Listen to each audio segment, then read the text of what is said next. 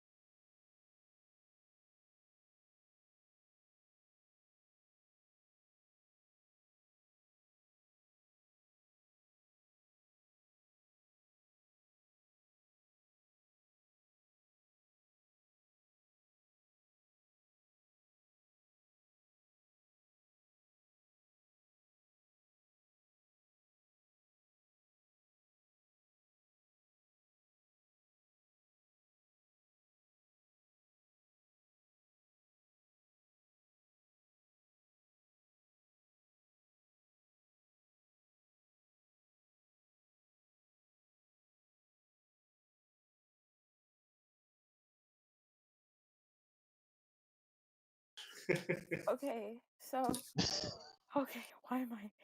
Wow, am I on the top of Mount Everest if you right now? Probably. That's what it sounds like. I'm pretty brave. Okay, Whew. are you Deep ready to breath. start if you recording? pass out, Woosah. if I'm gonna be like, welcome guys to the first episode. Oh Do my you need your god. paper bag? Actually, where's my inhaler? Give me a second. you know what, Alpha if you Twin. pass out, right?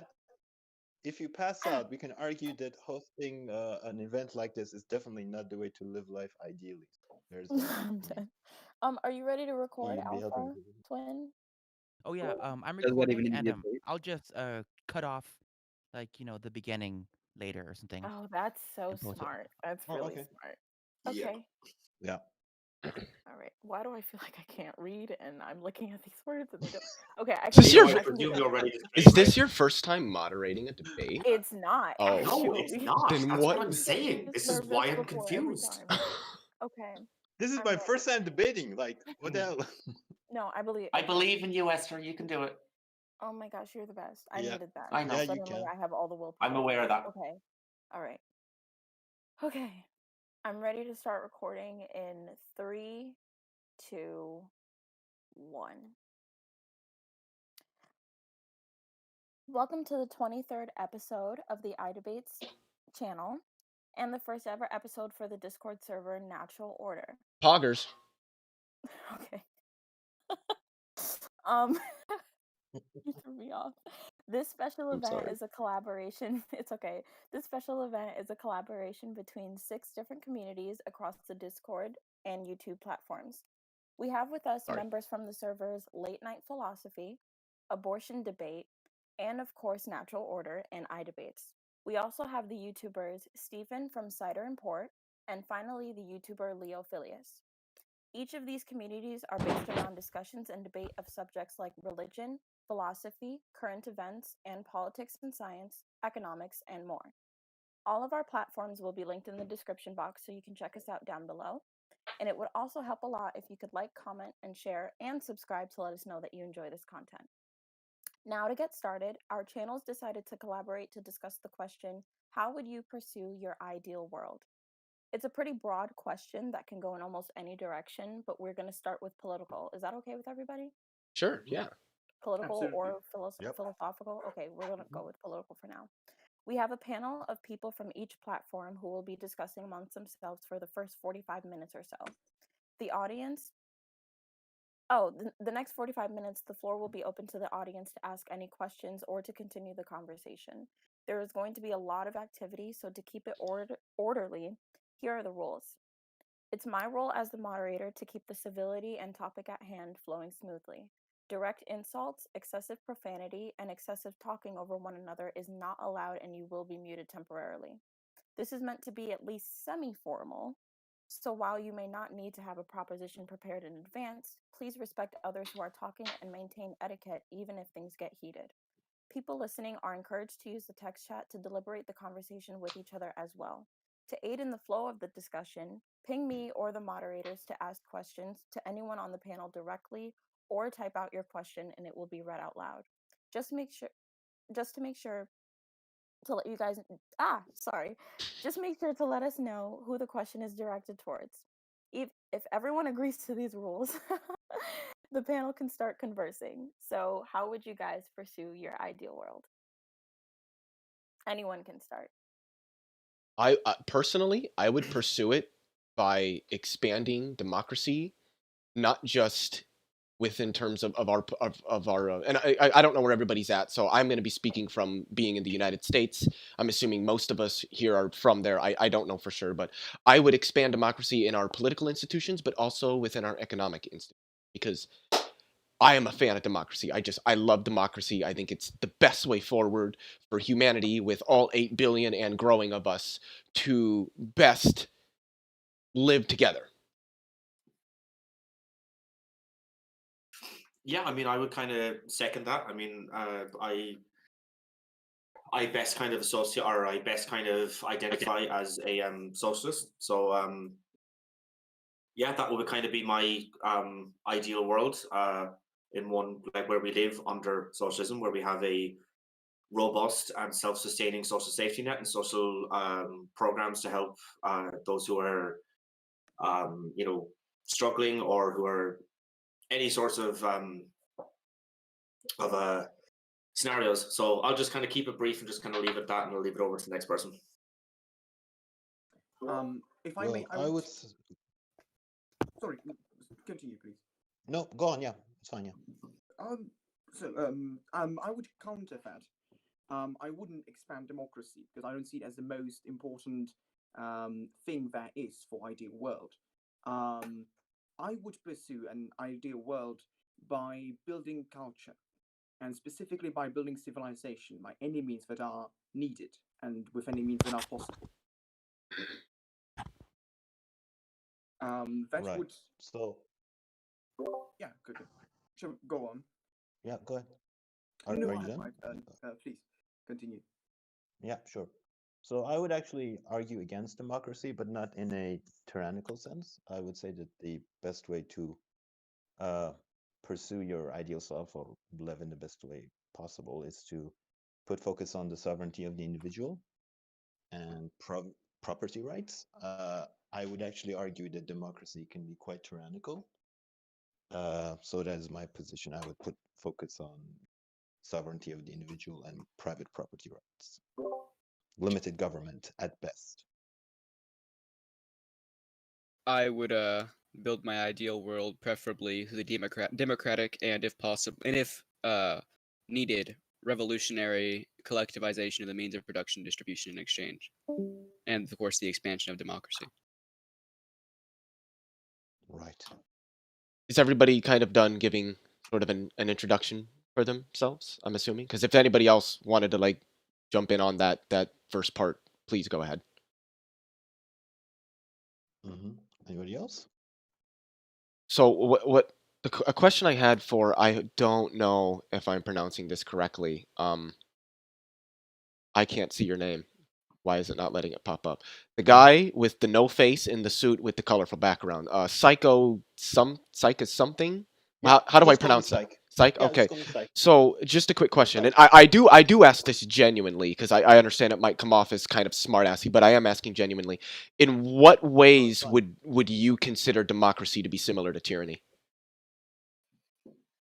Well, because well, to give you an example, if you have the majority of a crowd agreeing on one principle, and you have a minority that is not agreeing on that principle, then you're basically pushing your ideas on the minority. I would agree with that, but I would also say that, or I guess let me phrase this as a question: would it not be better Right? for? And when I say majority, I'm not talking about like just a very simple majority. I'm talking more within the context of a vast majority. Would it not be better for the Right. needs of the vast majority of a society to be met over the needs of a very small minority of that same society?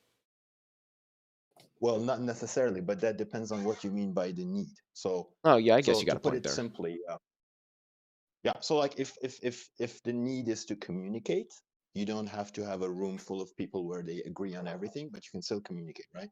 Yes, Respecting your boundaries. But yes. yeah, so you get the idea. So I would say that compromise would play. Personally, I think that compromise is a large part of. To me, it's ingrained into democracy. So an inherent part of democracy is compromise. I would go further, not just that the vast majority should have. I don't really want to say control, but I'm going to use that term just because I'm not going to sit here and labor in my mind over a better word. The vast majority should have control over the society, Right. but at the same time, I do think that they need to be compromising with the majority as long as the room for compromise is what word am I looking for here? As long as what you're compromising on isn't destructive to the society as a whole, I guess is what I'm trying to say. Right. Right. So you're basically arguing for so long as there is some degree of freedom, compromise is more favorable towards not compromise. Am I getting that right? Yes, for the most part, yes. Right. So again, you'd have to be specific on what areas do you want to compromise. So there are certain areas in my life where I'm not willing to compromise. So for example, imagine if a friend is staying with me, I'm perfectly willing to compromise to not get into a lot of arguments with that friend. That's an area that I'm willing to compromise. Hmm. But if you tell me that that friend gets to dictate how I use my computer, what apps do I use, and uh, where do I lay my files, it's a more personal space. So the tyranny of democracy is it really depends on what are the measures. I would like there to be some areas where there is literally zero compromise on your part, or let's say the government part, a centralized government part, because it's really not your right to make me compromise. And in some contexts, if you make someone to compromise, it will turn into a power play that it is actually not fair to that individual. And actually I agree with quite a bit of what you said, especially in regards to Right. Sure. compromise and through like a state and everything. I I am a Yeah. market socialist. Ultimately, my goal would be communism, a stateless, classless society. I just personally feel that such an idea is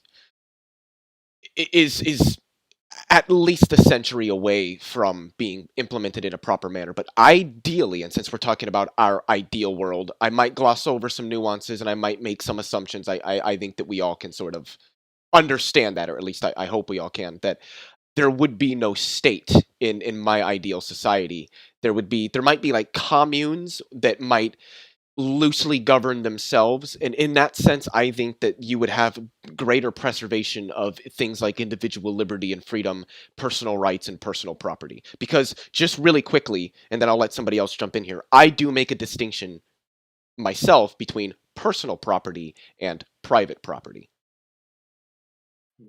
Okay, I would love to hear more on that, but if somebody else wants to jump in, that's okay. But that's a fascinating idea. Yeah, I mean, just to kind Um, of continue on the kind of general kind of veins of like what we were talking about of like not compromising, just for example, yeah, I mean, Right. there's a few things that I'm not willing to compromise on.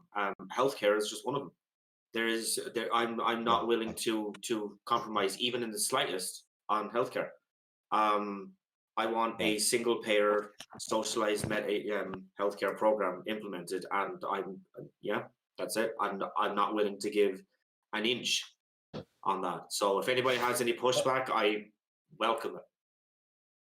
I It'd But be when you say you pointless. want to compromise, who It's you pointless. don't want to compromise with? That's my question. I don't want to compromise with anybody who disagrees with the socialized healthcare system. Why would anybody argue with you then, if they agree on the premise? Well, yeah, I mean, if like you are in So you favor, only want to talk to people who agree with you. So why talk at all?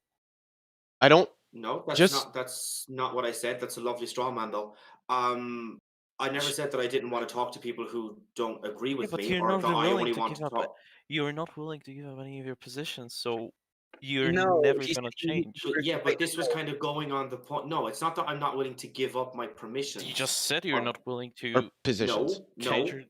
he means Excuse Yeah. me. he said a Excuse me. different position. Excuse me. What I Let him- said was Excuse I me, am let not him- what? willing let to. him- I let am him not finish willing to his point. compromise. What I said was I am not willing to compromise on that specific position. I did not say that I am not willing to change my position. I could be wrong, and I might change, and I might be like the biggest mouthpiece of the private health insurance companies. That could happen. I don't know how likely it is, but it could happen. I am not willing to compromise. That's what I said. Right. If I may just a little bit jump into it, I kind of am wondering. There seems to be overall a general presumption in all of you of kind of what is the point, what is the in a way utopia, what is the good for the man. So I just wanted to ask, why exactly is democracy, or indeed freedom for that matter, why is that good? Because Be- I like it. because it allows people to live their lives in the ways that they see fit and allows them to contribute productively to society in ways that are better for them. In my mind, if there wasn't freedom, the people who should be physicists wouldn't necessarily be allowed to be physicists. Maybe in some societies where there's no freedom, they might be, but I think that people being able to live freely, and obviously with it, I mean, I'm not speaking extraordinarily broadly here. There needs to be some rule of law. I would imagine that all of us could agree on that. But within the confines of rule of law, I think it's better that people are capable of living their lives and contributing to society in the ways that they deem to be most productive in regards to their skill sets, if that makes sense. Right. Absolutely, I would agree with that. Only thing is, I would be skeptic if democracy is indeed capable of doing that. And I would like to kind of ask you, what is this determined by? This skill set or place of the people, where every individual should be placed. How is that determined? For me, are you asking sort of how do we determine what roles people should play in building and Um, sustaining or contributing to society? how well? Not exactly. More so, what makes a person fit to that place? What makes a person, um, become a physicist? Me personally, I think a lot of it has to What's do the with pathway? I think a lot of it has to do with personal interest. Or some people might not necessarily be personally interested in something, but they recognize that even though I've met people who have degrees in engineering or physics or what have you, that they're not entirely interested by it. It's not that they're bored by it, but they're not fully interested by it, but they recognize that they do have a skill set for it. If you guys can hear a dog barking, I seriously apologize. It's that No, it's that they recognize that there is some skill set they have for this and that they feel that the contributions they would be capable of making would be best served within that particular, I guess you could say, industry, for lack of a better word. I agree. so. Although I would just Mhm. ask, does democracy really do that? Because democracy itself kind of pushes towards certain universalism of the group and of the decision within the group, um, based upon the vote, which has to be one on the issue from the whole group, especially since you say you support generally widening of democracy, so make it more direct in a way. Do I presume that's right? I can you repeat that last bit? Just I want to make sure I understood your point correctly. That you want to kind of make democracy more direct in a way. I would argue in an economic sense, I would argue that a more direct form of democracy would be ideal. In a political sense, I personally am in favor of what I would dub a socialist republic, where you have republican democracy tied with a socialist economy, where I would argue that a direct form of democracy, while I do think that it could potentially be ideal, I do still think representative democracy, at least currently, would be a better option. Okay, I understand that.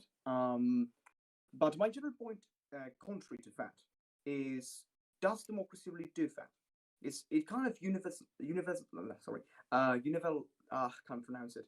Universalizes people in a way based upon the vote. I think it was touched before by Psycho. Sorry, I will say it more simply. That Yeah, in a way puts people into position of equality in a way, um, which makes them more universal. So does exactly that system, which is based upon equality, which is based upon universalism, if you agree with that presumption, um, really bring people to that place?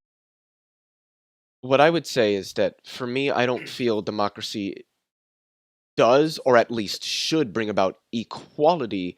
I would argue that it should bring about equitability. I think equitability so is better than equality in most instances. what does that mean exactly? Like, what would be effect of, let's say, a market, right? Like in economical sense, what would be the difference in your framework between a market that is directed by democracy as opposed to a market that is not directed by democracy? What are the direct influences? Uh, Like, can you give me an example? well, I would argue worker cooperatives is a really good example where all of the individuals that are employed by a firm have some say in how the firm is to be directed and operated.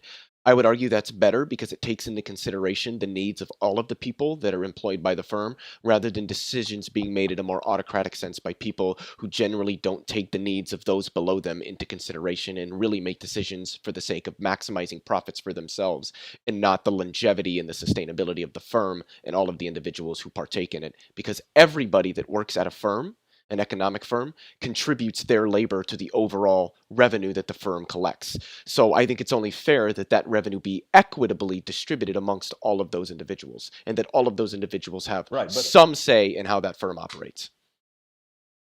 well, but yeah, but where you're going wrong in your framework is you're basically categorizing labor as equal in all terms. So we don't have a thing named like the thing called equal labor. That's not I how don't it believe works. labor is equal. So you well see that's the thing, right? When if you believe that labor isn't equal, then leadership itself becomes a skill, and if you somehow democratize that decision making, and again I mean based on what you said, that depends on what you mean by like uh, democratizing the decision making. So like if I own a company that produces shoes, is everybody going to decide what type of shoes do we put out? Are they going to decide on the wages? How is that going to work exactly? But the thing is, the system that we have currently, which is leadership and then everything else below that, it actually works the best because you have different skills that are manifested in different ways. So the labor itself, as I said, you don't have one specific type of labor.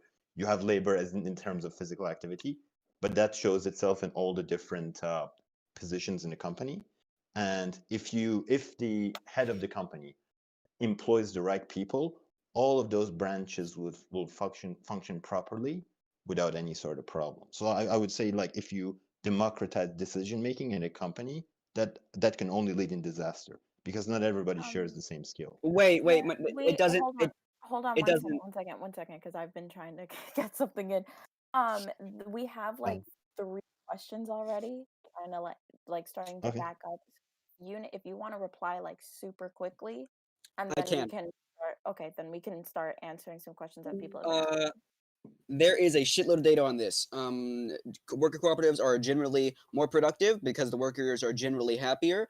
They last longer. They also have a higher chance to actually last longer rather than their general longevity. Especially making it past the 5-year mark. Also, there are successful worker cooperatives. There's a huge one called the Mondragon Corporation in Spain. It operates many branches. All this stuff you're saying there's an issue with, it's like verifiably proven to be false, and generally they operate on better. They operate better. You can see that through data. Well, That's all I wanted to I say. would have to check. I would have to Um, check your data, but like, I will post it in yeah, the voice talk text about chat. it. So why exactly? I would love that. Why hold exactly on, aren't they more common? we have These questions that worker people want cooperatives. to ask, so I'm gonna just throw one out there. I'm gonna go with John's first, just because it's more about what we're talking about right now. But he said, "What is your guys' praxis? I'm sorry, on decommodification." Hey, Subject entirely. I'm sorry. on decommodification, Mhm. I think that it could. I guess I would say I don't really have like a praxis on it. I have thoughts on it. I think that it could be a good thing, but for right now, I don't think that it's necessary. At the given instant, I don't think that it's necessarily the best way forward, and it should be looked at once other aspects of how I would establish the world have been put in place. Then we can look at things like decommodification. If I may answer to that, my personal praxis would be kind of creating more of a economical and political culture, and um, which would be more focused on duties and responsibilities and rights and privileges coming with that, which would make a thing not necessarily being commodified, but rather a privilege or a duty from someone to base kind of on a correlation between the person and his environment, which would, yeah, that's kind of my praxis towards that. I'd say I agree with that. Yeah. Another. Did everyone answer? And I'll move on to the next question. Yeah. Go ahead. I mean, I didn't have too much else to add other than what Leo put down, so yeah, no, I'm fine just going on to the next one. Somebody else asked, how would you guys propose tackling openly hostile countries in your pursuit? With extreme prejudice. War. How would I tackle openly hostile countries in pursuit of my ideal world? Is that the question? Yes. Um, Like these countries that disagree First, with you. first with diplomacy, and if that fails, then with varying degrees of violence that seek to minimize varying degrees so that violence can be minimized as best as we can. I Right. personally would. Oh, sorry, continue. Go on, yeah. Okay, No, so I was about to say I don't have a position on this. It's fine. Go ahead. Oh, okay. So I personally would strive for competition, because on one thing they might have a different environment, they might have a different issues to deal with, and they might have a different ideal approach to things.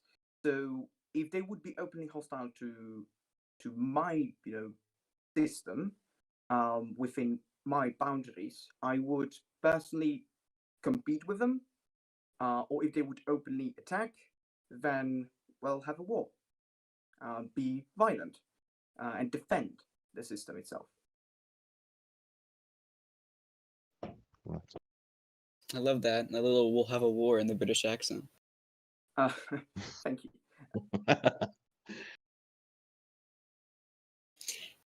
I Are there think any questions? that's all for right now. You guys can continue hashing that out. Alrighty. Awesome. I wanna I've talk been to you talking about, a lot, so I'm gonna let other people jump in here. I Mhm. wanted to ask Oh you. wait, Oh, please don't hate me. Please don't hate me. Somebody wants to be unmuted. You can unmute. Yeah, Yeah, you're I don't know muted. how bad my internet will be here.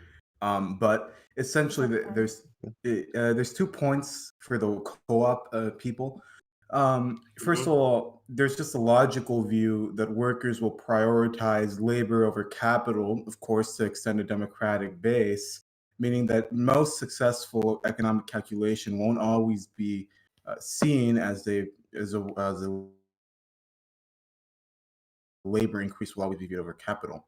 There's also the view of empiricism. Now, I think a lot of us are Austrians, but even just looking at the empirical view, there's a responses. You guys brought up Mondragon, I believe. Mondragon, I believe in the myth of Mondragon, it was very clearly shown that Mondragon obtained its huge status because Franco was a big fan of the system and allowed it to succeed within the market.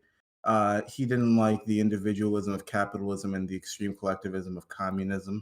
And also, I believe it's on page 120 of Myth and Mondragon, they talk about how in the region in which it takes place, there's more worker involvement in the private firms. And the bigger problem with, I mean, the bigger critique that they have too is that much of this success that it was seen was also because workers in this area specifically were big fans of being very ethnically homogenous with their people, mainly because of Catalonia being a problem there in Spain. So, I mean, the empiricism behind it's shoddy, mainly because Mondragon influences it so massively, and Mondragon was allowed to succeed because of Franco being a huge fan of the co-ops. And logically, it doesn't work out either. Can I ask just a quick clarifying question really quickly? When you as it relates to the empiricism, are you talking worker cooperatives in general or just specifically the Mondragon model? Well, the critique is of the Mondragon model, but Okay. I was just viewing that because you brought it up, and also because Mondragon, as you said, it's just a huge company, so it does influence a lot of the empiricism behind it. Wait, I'm trying to respond because it was obviously a question towards me because I'm the one who brought up Mondragon. Mondragon was founded in 1956 in a small town by a group of students at a technical college. Yes.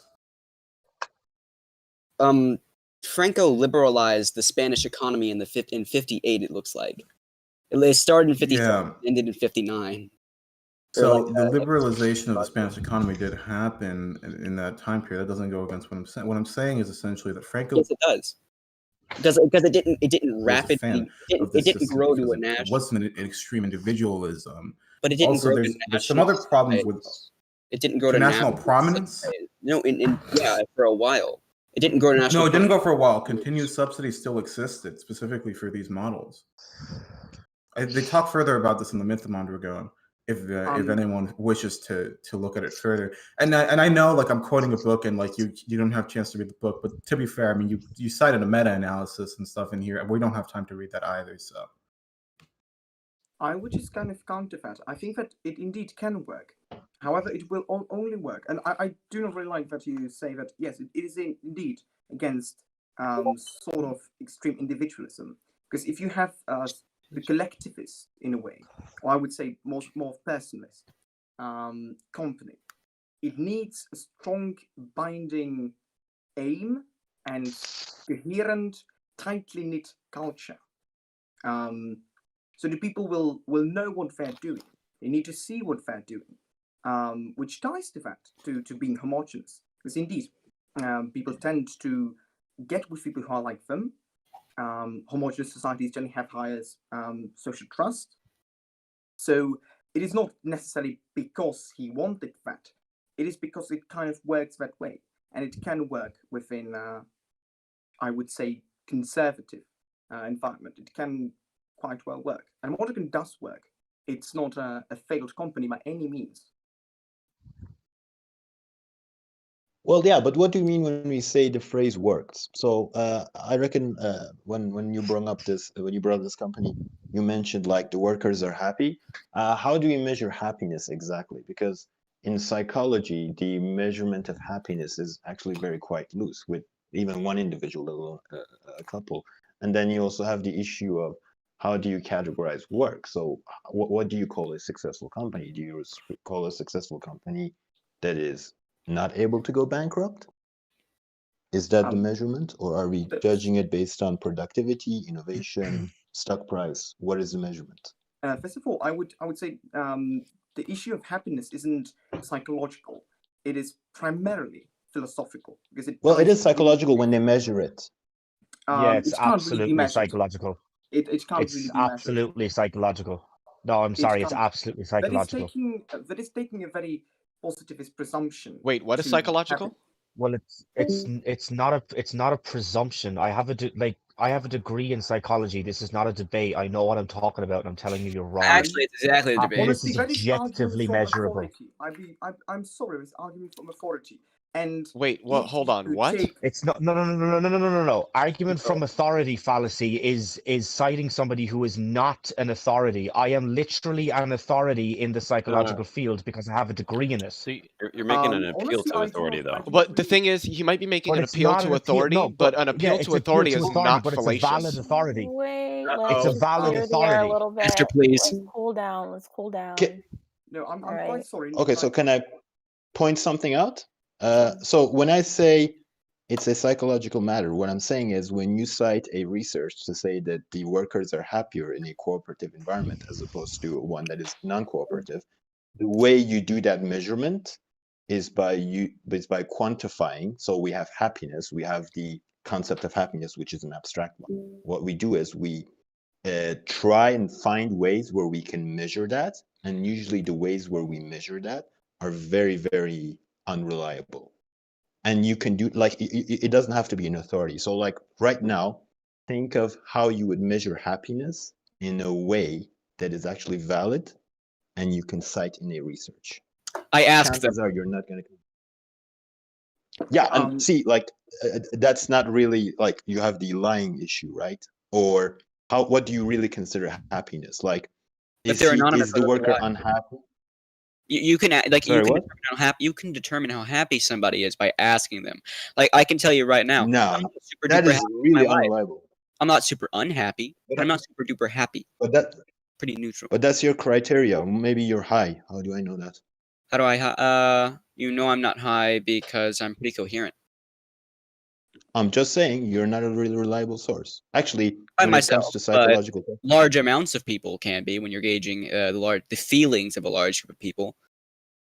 not if I want to fake the research specifically. Wait, like I the just have a quick question. measurements. Well, then there would be issues. that- Then there'd be glaring issues with the methodology, and then research. Yes, wouldn't there is. entirely agree. Also, it's highly unethical, and any researcher would have their fucking license taken away, if not their degree. That's exactly the issue. But Yeah, are that's you exactly the saying issue. that Go on, you Esther. can't You have a find question? people's happiness by asking them if they're happy? Is Sorry, that I what didn't you- catch that. Yeah, Like, are that's you how you saying find that? it's a Hold great on, way to hold on, keep hold happy. on. Let me get the words out. Are you saying that if you ask somebody, "Are you happy?" and they say yes, are you calling themselves an unreliable source? Well, not specifically, but it's not exactly 100% reliable. Specifically, if you Well, want to cite it in research. Just really Which quick. is why you use large amounts of data, meaning a large case sample, which is what they do. Not if yes. Not if your source is self-identification, though. I just there wanted are other ways to measure happiness. I just wanted to Like point so. out really quickly that almost all methodologies for measuring something are going to be unreliable to some degree, whether it's infinitesimal or large. What professionals tend to do Yes. is weed out methods that show a large amount of unreliability and utilize ones to show a very, very low amount of unreliability. So there's always going to be a That is factor of true. unreliability, but that doesn't necessarily mean that the data that we're collecting should just be rejected prima facie. I What never exactly said it do should you be all rejected. mean by happiness? What exactly is happiness? That's exactly the problem, right? Well, that's exactly the problem. Where They're we not measure it. they're not trying to define happiness, because at least most people have this fundamental idea of what happiness is, and for most people it kind of coincides with the feeling of being satisfied with their life and what is happening with That- them. Feelings of content. That is your definition. That is your definition. If Well, you want to do like that the is the proper general, study. like that's how people actually you can No. define happiness. Let's define it, please. Well, the thing with happiness is it's a state of mind.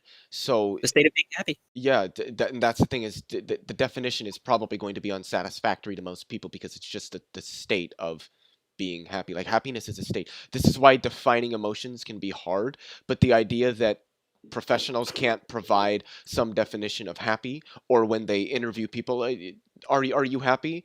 The person might ask the I don't want to use the word interviewer because that's the wrong word, but they might ask whoever is asking them the question, or the survey that they're taking might outline what the survey is generally taking as happy, and asking that person if such a definition applies to them. Generally, from what I've seen, it's going to be on a scale. So they're going to ask you on provide a scale from like say 1 to 10 on how content you are with where you are at in life, how much you feel you are satisfied by where you are at and what you are doing, which is going to be a measure of overall happiness. Happy is a very broad term, and I think that might be an issue here.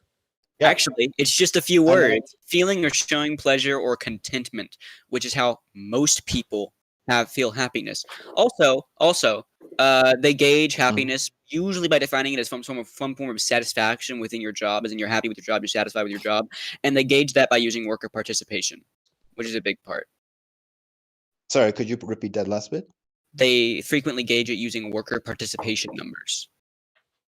Right. So just to address that, like earlier point, I never said that just because there is an imperfect way of measuring an abstract idea, that measurement should be completely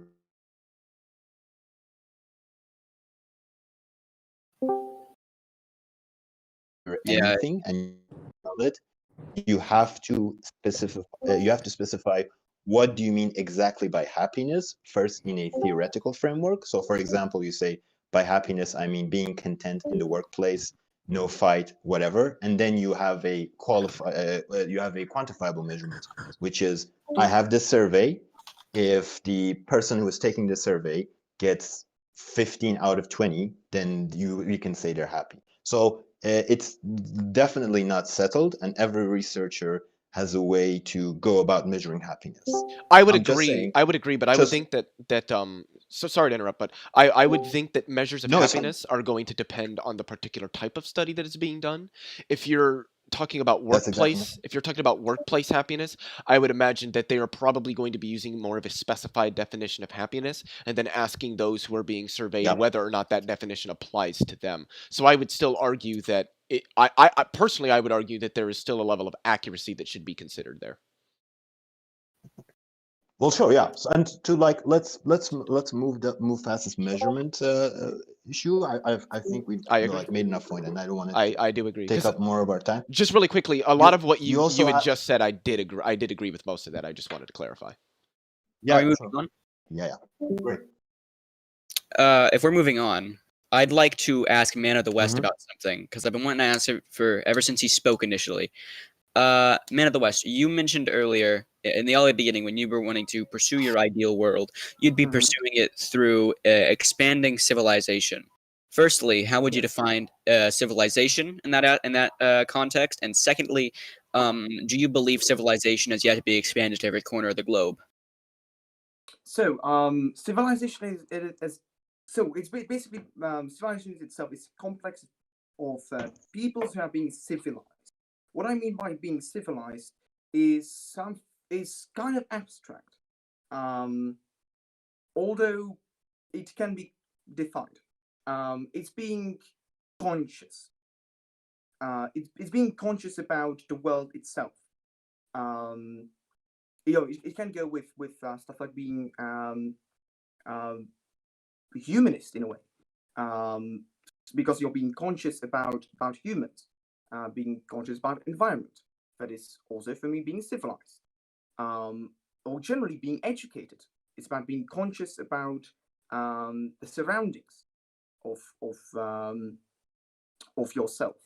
So that is, and civilization is a complex of people or cultures or peoples indeed, who are civilized, who are conscious of the world. When you mean consciousness, do you mean awareness, like in the normal context? Okay, so The Romans were not aware of much of the world. Would you consider them civilized? I would civilized to a certain degree. Yes. Well, they were indeed conscious of their part of the world. They were conscious of how things worked in their part of the world. So I would indeed consider them civilized to some degree. So, are all people civilized to some degree? In a way, yes. However, it's off to be expanded. So, is civilization education? It's in a way doesn't it's a bit more abstract than education, but it plays a very large part in Can things. I ask just a really quick question? Just I want to make sure that I understand Man of the West. When you use the word, civilization and civilized, do you mean that it maybe I'm misunderstanding here, that's why I'm asking the question, but do you mean that in maybe more of a colloquial sense? Or do you mean that in a sense of like civilization in that, there's some society that exists on Earth? Or do you mean it in the sense of people I mean it- behaving in a manner that is conducive to the success of that society? Or do you mean both? Both. Okay. You guys can continue your little back and forth because I know you and although Unit had. I must probably leave. I have some things that came up, and I would unexpectedly have to leave. So I must say sorry for myself. I didn't really expect this to happen. So I must most probably leave. That's if that okay. would be okay. That's That's okay. okay. Yeah, It that's was okay. nice meeting you. Thank you for understanding. Goodbye. Before you leave, I just wanted to say that Yeah. I did enjoy listening to you, despite the fact that we have disagreements. I think Thank that you're respectful and courteous, and that you do a pretty good job of articulating your point. So, hopefully, you we too. can have exchanges in the future because I think that they would be Yes. fruitful.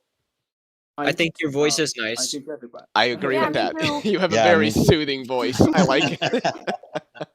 Thank you. You take Yes, care. It's nice talking to you. Thank you. So goodbye. Have a nice rest of the day. Bye bye. See you. Bye. Thank you. Bye. What a nice young man. Indeed. He was Very well could have been older than you, Esther. So, Yeah, I was about Well, to say, that yeah. doesn't mean Like, he didn't know. that doesn't mean he's not like young just because he's older than me. He could be in his personally. 40s. He could be in his Okay. 50s. Who Yeah. knows? That's still Could young. be. He needs to No. pursue a job as a lecturer because with a voice like that, let me tell you. Yeah, that's gonna go places. Yeah, definitely. Made me not want to insult him. So I know we got a little bit off topic. The original question is, how would you pursue your ideal world? Does anybody want to tackle that from like another perspective, or like I started, so I'll continue? let somebody else Mhm. hit that right off the bat. So actually, Man of the West left on a very interesting question. So just before we get into more details, where does everybody stand on the idea of expanding civilization? Would you say you agree with that or disagree with that? What I think most people are civilized at this point, so when you say expanding civilization, do you mean like expanding education and what's the word I'm looking for? Oh, why can I not think of why am I drawing blanks on the words I'm looking for? Expanding like things like education and stability and wealth, things of that nature? That was what I was going to ask later on. If you say like, okay, yeah, expanding civilization is cool. So I want a practical framework of if you think expanding civilization is cool, if that's an ideal purpose, how would you actually define that? How would you pursue that? Okay. I'll let somebody else start off. Any idea? Okay. Unless nobody else Anybody wants else? to. Steven. Yeah, I don't really kind of like know. I guess it would kind of have to like depend on exactly what you mean by expanding civilization. Yeah, that's what I'm after, right? I want to see what like where everybody's at. Like, what's the definition? I couldn't really personally. I couldn't answer the question of whether I would expand it unless I knew what was meant by the term expand civilization. Yeah, I'm kind of in basically the same boat. So I'm going to give you a practical framework of mine, and I've been thinking about it lately. I've also discussed it with a friend. I think I wouldn't call it civilization per se, but I would say a moral goal, an ideal society, would be a society that is capable of tolerating its most disagreeable person. And by disagreeable person, I mean someone who is not willing to play by the rules. So basically, I think a good society would be a society where the rebel is allowed to be a rebel and he wouldn't face any consequences for it. Because if you have that, then obviously people who are agreeable wouldn't have that much of a difficulty. So can I ask a question? And the question I'm gonna ask might be a little bit contrived, and I don't know if it's taking Yeah, what go you're on. saying too far. So that's sort of why I'm asking it, so I can kind of gauge where you're at. Should somebody who wants to murder just be allowed to murder? So see, there is a line there, and like that needs to be discussed. Okay. But basically, I mean, it's not a fresh idea. I think a good society is one where it allows the highest individual freedom. Okay, so would you say that somebody who's being maybe more of a rebel, like somebody who's transgender, which I would argue most people I think would agree kind of is sort of like this.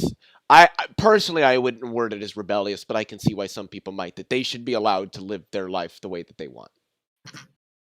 It's something like that. I guess Okay. like the way to make it more tangible for everybody else would be something like cancel culture and things like that. I would argue that a proper society is one where you would see very, very few of cultural stigmas that prevent people from speaking out. Doesn't matter what their ideas is. Of course, it could I could expand to agree. action. I would agree with that to an extent. I would argue, and I think you kind of alluded that you would agree with this. Correct me if I'm wrong. That there has to be a limit somewhere, but I think that you're arguing that limit might be pushed a little bit further than say some others, not necessarily myself, but some others might set. I can agree with what you're saying, at least in principle. To dive more into it, we'll just have to keep this discussion going. Yeah. I mean, I haven't made up that line yet. I Yes. couldn't argue for a position. I'm just saying, in a practical framework, I think you could categorize that as a civilization that is worth spreading for everybody. I don't see how one person I in would that society. agree with that. I would agree. I think Yeah. personally, I think it would increase social cohesion, which I think is a big aspect of having a properly functioning society, which does the most for the most people. Yeah. Anybody else? Yeah, I'd agree with that. Anybody else want to jump in? Is everybody else connected? Yeah. Yes. Huh? Where are we at in the discussion? Sorry, I'm having a text chat right now with Rathew. Oh, okay. Say hi. Hello. Well, we were basically discussing how would you define like a society that is worth spreading? Like, what would be a Yeah, how theoretical would you framework for that? pursue your ideal world? Yeah, how would you market your idea if you think like you've got the best idea? What is that idea? Well, earlier I said I wanted to pursue my ideal world by collectivizing the means of production, distribution, and exchange, and expanding democracy. Poggers. Hey, can you close my door? Or stop screaming? One of the two? Cool beans. Close my fucking door or stop screaming. Oh, I'm sorry. That was a little bit of humor. A little bit of humor. A little bit, yeah, a little bit. Yeah, it's fine. Hey, Yeah, okay. I'm gonna just really quickly. I'm gonna step away for about 30 or is 40 that seconds. Leo? I do have to use the bathroom. I will be right back. Okay. No, Yes, no problem. What's your question, Rita? I've got this. Were you the one with the Yeah. background noise? I was gonna say, ask her what her ideal society is. Her! That's my little brother. Sorry, you're the little brother. Right, my bad. I'm gonna laugh my ass off and go later. How would you punish rebellious teenagers in your ideal society? Yeah, I don't know. Maybe with extreme violence and executions. That'd be a big one. Yeah. Okay, let's just steer away from that. Does I'm anyone sure you wanna can get take- plenty of parents agree with you. Does Go ahead. anyone want to take this question from like a religious take, a religious point of view, Please don't. instead of political? I mean, like, Well, I guess, I mean, like, some people are like gonna kind of like expect either me or Leo to kind of answer this in a certain way, but at least for me, I mean, look, I'm an atheist, and anybody who kind of knows me knows that I am an atheist and stuff like that. But I'm not gonna force anybody to become I am back. an atheist. I'm not going to outlaw religion. I'm not going to ban religion. I'm not going to ban the Bible. I'm not going to ban the Quran, like any holy book, because I think that they're important for education. I mean, if like nothing else, just for education, I think that they're very, very important. So I'm not in the interest of kind of banning religion or like making it illegal or anything else like that. Look, Agreed. do I hope that, you know, it does eventually just kind of die off? I mean, yeah, sure, but I'm not going to force it. I'm not going to. Yeah. Are we on a You know what I mean? are we on a religious discussion or talking about? Well, we just religion? kind of. I don't. It was just one question that just kind of Oh. popped up. Sorry, you were saying. What was the I question? very rarely, Esther, I very rarely look at politics through a religious lens. And the reason for that is because for any Christian, that's pretty much impossible in a Western country because the type of, what do you call it? The type of political system that would be espoused by Christ himself would be a form of theocratic monarchistic distributionism. It would be a very strange, impossible in the Western world ideology that nobody would be okay with fully committing themselves to. It's why I dislike anybody claiming Jesus himself as being the reason for their political positions. Unless, of course, they are a theocratic monarchistic distributionist. Can I jump in here really quick? Should they? Yeah, sure. I don't know exactly what the question was asked, so if my statement's a little off base, just Well, interrupt me. It was Esther just can tell you the question. Okay. It was just taking the whole Really the main quickly, was it a how would question you from the pers- audience? Wow. No. It was a question. It was Oh, just okay. taking the original question from the perspective of of religion.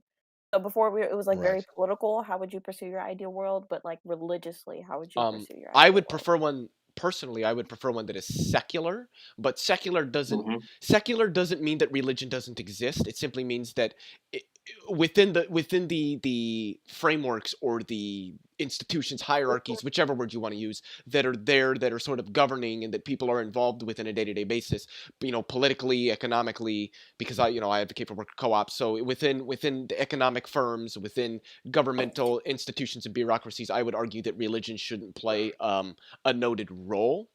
But that doesn't mean that people shouldn't be allowed to have a religion and practice a religion and go to church and everything like that. I think that people should be allowed to do that because that helps to preserve a bit of people's culture. And I do think that there are aspects of culture, whether specific or generalized, that should be preserved and that people should be allowed to engage in. I think that it also helps with social cohesion when people feel that, their traditions and their cultures are going to be allowed to be practiced. I think that is beneficial to a society. I would say that there might be a line that I draw.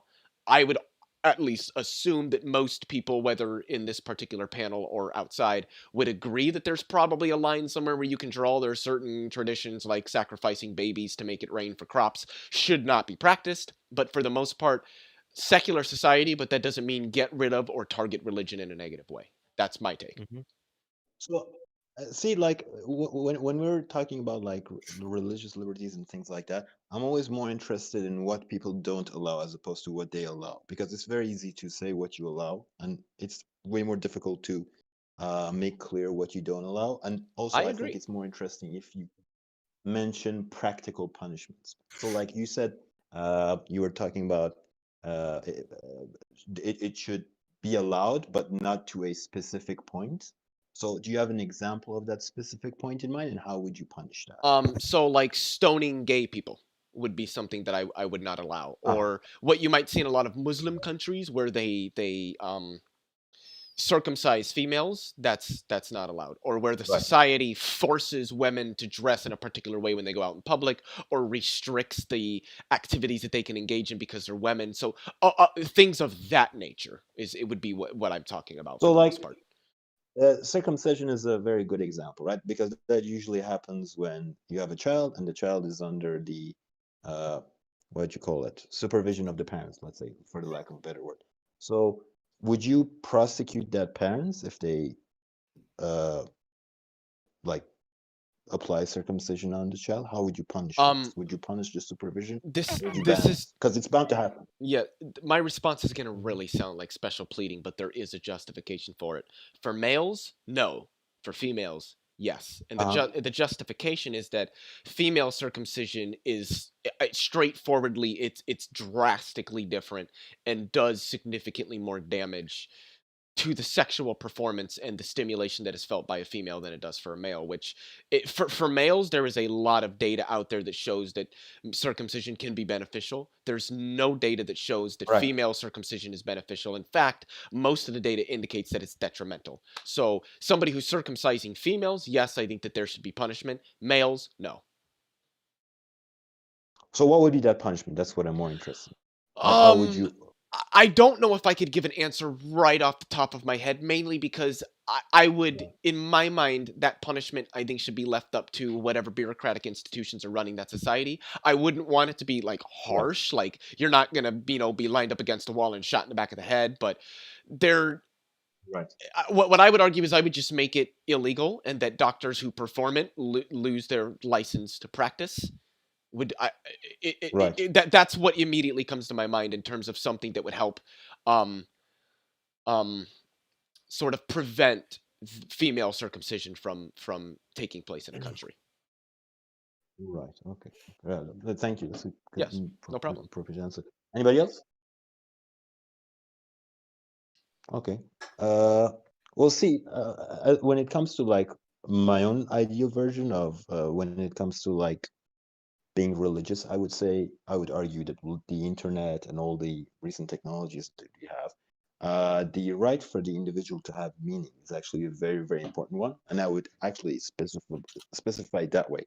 I wouldn't call it, some people would say religious liberty. I would call it the right to invite and practice whatever is meaningful to you.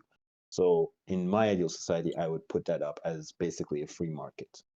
So people who believe in Christianity would be able to campaign for Christianity. People who would be for something else, they would have the means of media.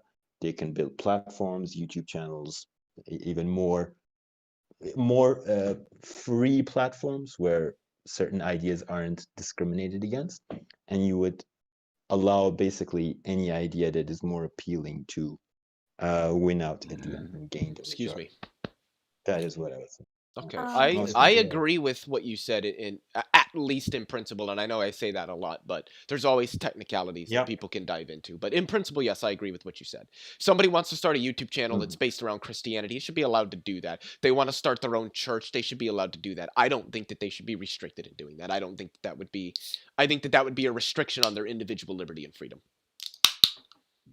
Right. Because I am a libertarian socialist, so individual liberty and freedom is something that I do think is important and needs to be preserved. Absolutely. So really quickly, I just came up with a question, and it's a bit. So how do you guys feel about like socialized medicine or anything like that? Like the health good. of Like this world that you're universal pursuing? healthcare? Yeah. Yeah, Sure. 100% for it. And again, I'm speaking particularly from the United States, so people might have disagreements on what I'm about to say, but in the U.S. Constitution, namely in the preamble, it specifically outlines that the role of our government here in the U.S. is to promote the general welfare and secure the blessings of liberty to ourselves and our posterity. I think that the government providing or ensuring that everybody can get the health care that they need without going into debt, without having to pull a second mortgage on their house, without having to sell their car, without having to drop out of college, or just not buying the insulin that they need because they can't afford it and then dying 5 days later in their bedroom. That's wrong. The government the role of the government is to step in and ensure that these people are being taken care of as outlined by the U.S. Constitution. So I am all for universal health care here in the United States. Fucking preach. I would say I'd completely disagree with that, specifically because I don't know where you guys come from, but where I come from, which I shall not name, we have a very, very strong universalized healthcare, and it is actually terrible. And I actually had my family on my father's side was actually involved in building 2 generations in building uh, state hospitals, basically, because this city was actually very underdeveloped before. But then, as the technologies kicked in, they were involved in building 2 of the hospitals. So my uncle, my dad's uncle, was basically they're employed by the government. He eventually died out because of cancer, because a lot of the equipments that they were installing, there wasn't proper supervision to like observe it. And apart from that, like I've lost family members because of that lack of supervision. And you also, right now, as we have it, we have plenty of state hospitals or state subsidized hospitals, which are doing a very, very bad job. And then in order to compete with that, because there's a monopoly on the hospitals, you have very, very few private hospitals who get the best doctors, but the price is very, very high. So I would say if you remove government monopolization on healthcare, and you let the insurance companies compete for the price of insurance and also the doctors that are employed, you will get a way, way better healthcare. And I'm saying this in the position of like If my you can dad afford actually it. knows. So I did want to If you Well, respond can to the that thing, afford really it, quick. I yeah, like, and that's the I want to say, problem. my If I family has kind of spent jump a. in, guys, I haven't talked in like half an hour. The kind yes, of main please do. problem with that is, yes, obviously, if you can afford it, that's like the one kind of biggest one. But the major problem with the U.S. healthcare system right now is that 45 to 60,000 people die every single year because of lack of basic healthcare, because they can't afford to go to the doctor, because they're afraid that if they do Right. go to the doctor, that they're going to tell them that it's something serious and that they have to go to the hospital, and they're looking at the bills for the doctor and the bills for the hospital. And one of the things that is going on in the US right now is that you cannot declare bankruptcy because of medical bills. So even if you do declare bankruptcy, those bills carry over. So you still have to pay them off. So moving to a Right. socialized healthcare system where it's paid for through taxation, that is free Hmm. at the point of service, meaning that you go into the doctors and you don't have to take out your wallet. Like you can leave your fucking wallet at home. You don't have to bring it with you. And the same for a hospital or a specialist or a anything. Now, of course, healthcare is going to be rationized. Healthcare is rationed right now. It's rationed based on how much money you have. So, for instance, if you have the like gold ultimate platinum fucking any like what label you want to put on it, if you have that standard of healthcare, yeah, probably you'll be seen like the next day. Even if you have a fucking toothache, it doesn't matter what you have, you're still going to get seen the next day because it's rationed based on how much money you have. Under a socialized healthcare system, it is rationed based on need. So if you have, you know, a if you need to have a gallbladder surgery, you're going to have that gallbladder surgery because it's pretty much, it could be life affecting. But if it's something more kind of cosmetic, then you're going to have to wait a while. But that's okay because the person who needs the healthcare is going to get it when they need it. And that's not what's happening in the United States right now. I did. So see, you're talking from a perspective of a system that doesn't have socialized healthcare. I'm telling you Yes, which that the United we States does have, and Ireland does have socialized healthcare, and I can guarantee you, yeah, if they ever move to a privatized healthcare system, I would hate it. I did. well, I see your point. Go on. Yeah, I did you want to want to provide speak. a response because it seemed to me that you were arguing that a free market healthcare system would ultimately be better than a government It run is. healthcare because of the free market. But the thing is that here in the United States, that's exactly what we have. And I can cite like objective data that shows that the healthcare we have here is worse than almost every other industrialized nation on the planet. I mean, I can cite Well, from the I issue. can cite research published in Annals, which is, oh God, who owns them or who runs that site? I cannot remember right off the top of my head. what is it? The Annals of Internal Medicine, from the Lancet, which is also a publication, from journals.plos.org, from Springer, from Merritt Hawkins, and from the Economic Policy Institute. That, like, all of the data collected in the United States has shown that a private or a universal healthcare system would provide better outcomes to more people than the current system. That all the systems in Canada Well, and in Europe and all these industrialized nations is objectively and demonstrably better in the United States. The United States is one of the only free market healthcare systems on the planet. At least it is the only one amongst industrialized nations, and it has the worst outcomes, the highest percentage of GDP that is spent on healthcare.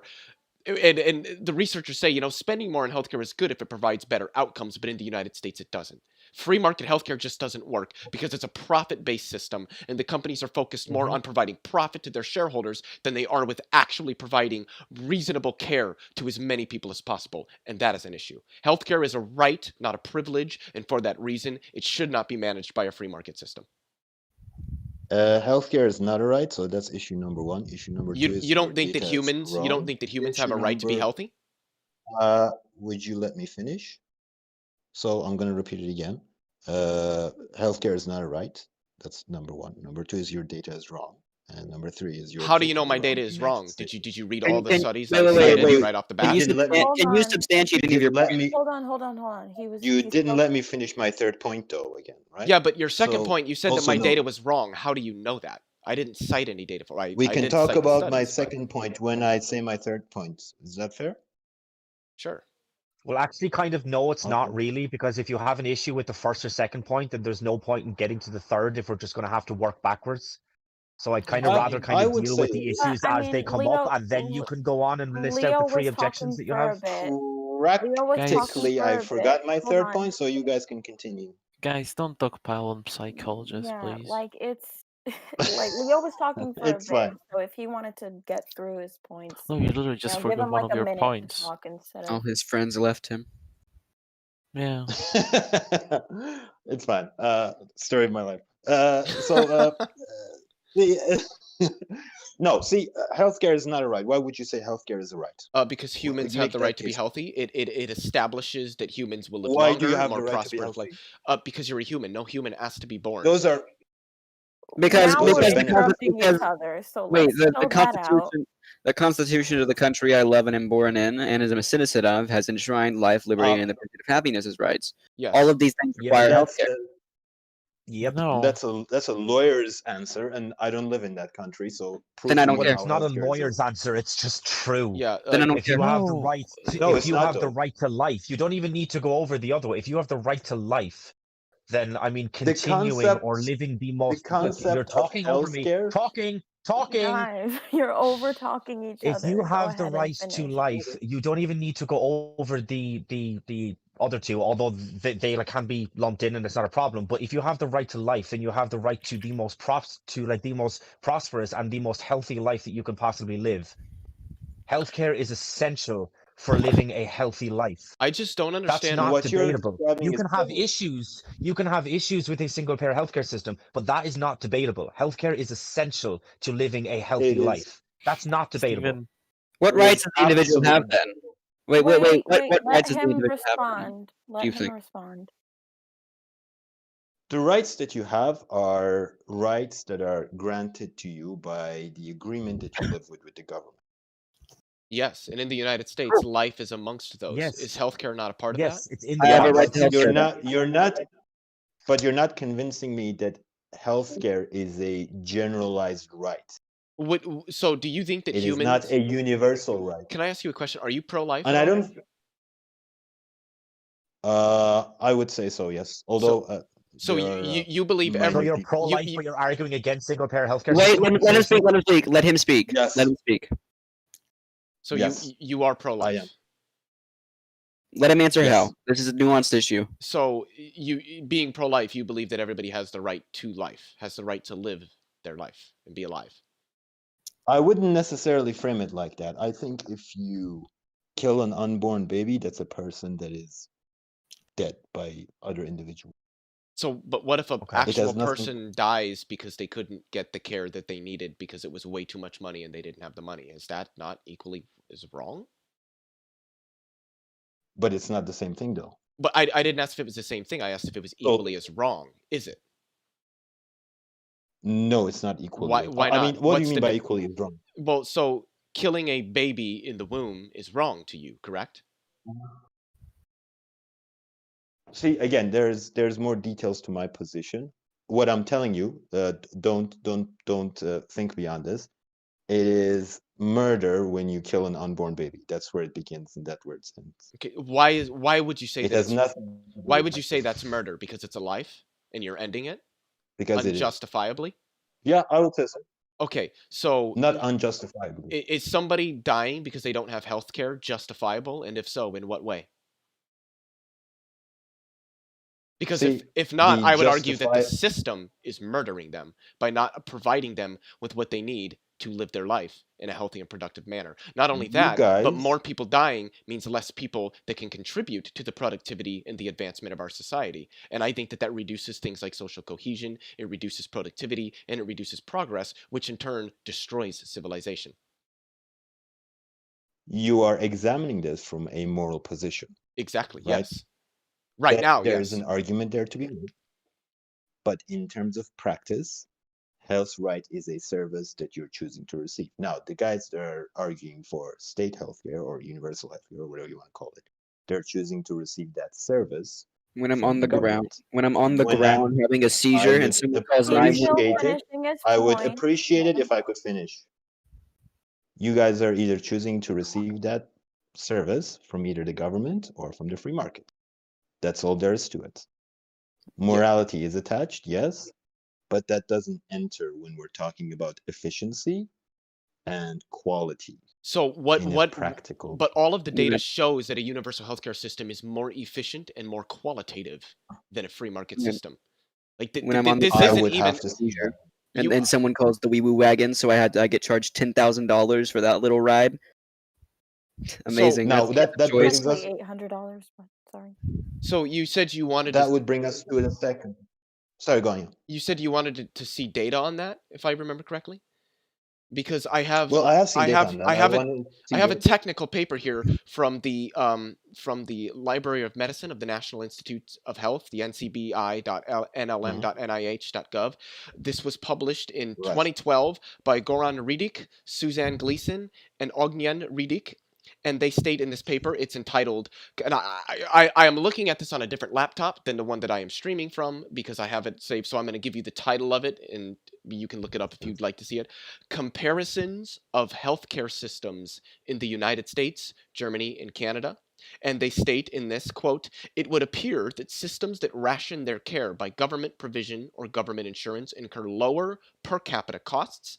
On the other hand, in the largely private system in the United States, waiting times tend to be shorter than in ration systems, a conclusion that follows simply from the theory as well as from observation. Americans have been more dissatisfied with their healthcare system than Canadians or Germans have been with theirs, end quote. So while they do argue that in a free market system, wait times aren't quite as high, but people still tend to be significantly more satisfied, and healthcare still tends to cover less people at a higher cost. And I have probably close to 24 studies on universal healthcare systems, and not one of them shows that a free market system is in any way more efficient, efficacious, or qualitative than a government-run system. Can I jump in? That's because you don't have a free market healthcare in the Yes, United we do. States. You Yes, just we do. Yes, you do. We do. Yes, you 100%. You do do. not. Like, You okay, have hold on, really quickly. huge In government. what way do we not? Remove the government and all its subsidies and special favors in terms of lawmaking for healthcare systems, and then you'll have a free Yeah, but the market thing is, the healthcare. reason that our healthcare system still actually operates and still provides care to a decent amount of people is because of those government regulations. Obamacare, while I don't agree That's with it exactly because how I they keep don't, you hooked. Obamacare, while I don't agree Wait, with it, and I think it's terrible because a universal healthcare system would just be better, still has insured over 20 million more people than previously and reduced premiums by 20%. Though with the Trump regime, because it wasn't an administration, it was a regime, the Trump regime and the Republican Party that backed him gut Obamacare, and so premiums have started to go up. So, albeit I would prefer the government not be involved with healthcare, they kind of have to be to get it to run efficiently. Someone You're wanted to basically hop in. describing how. Sorry, go on. Sorry, Yeah. someone did want to Go ahead. say something. I think. Oh, Yeah. Leo. Did he? You had Oh, mentioned it's for you've read. Leo. Okay, Well, so I'm gonna let the other guy finish his point. I'm sorry, I can't see your username because of it's no worries. on streamer mode. But you can finish your point and then you can ask your question to Leo. That was for you with the hat, the man with the Oh, hat. sorry. Yeah. Yeah, call me Sai. Yeah. So Sai. what you're describing is how your government is basically training you to appreciate poison half the way, and then well, by poison I mean the government healthcare system, and then you're terrified of the fact if the poison goes away, everything will be even worse.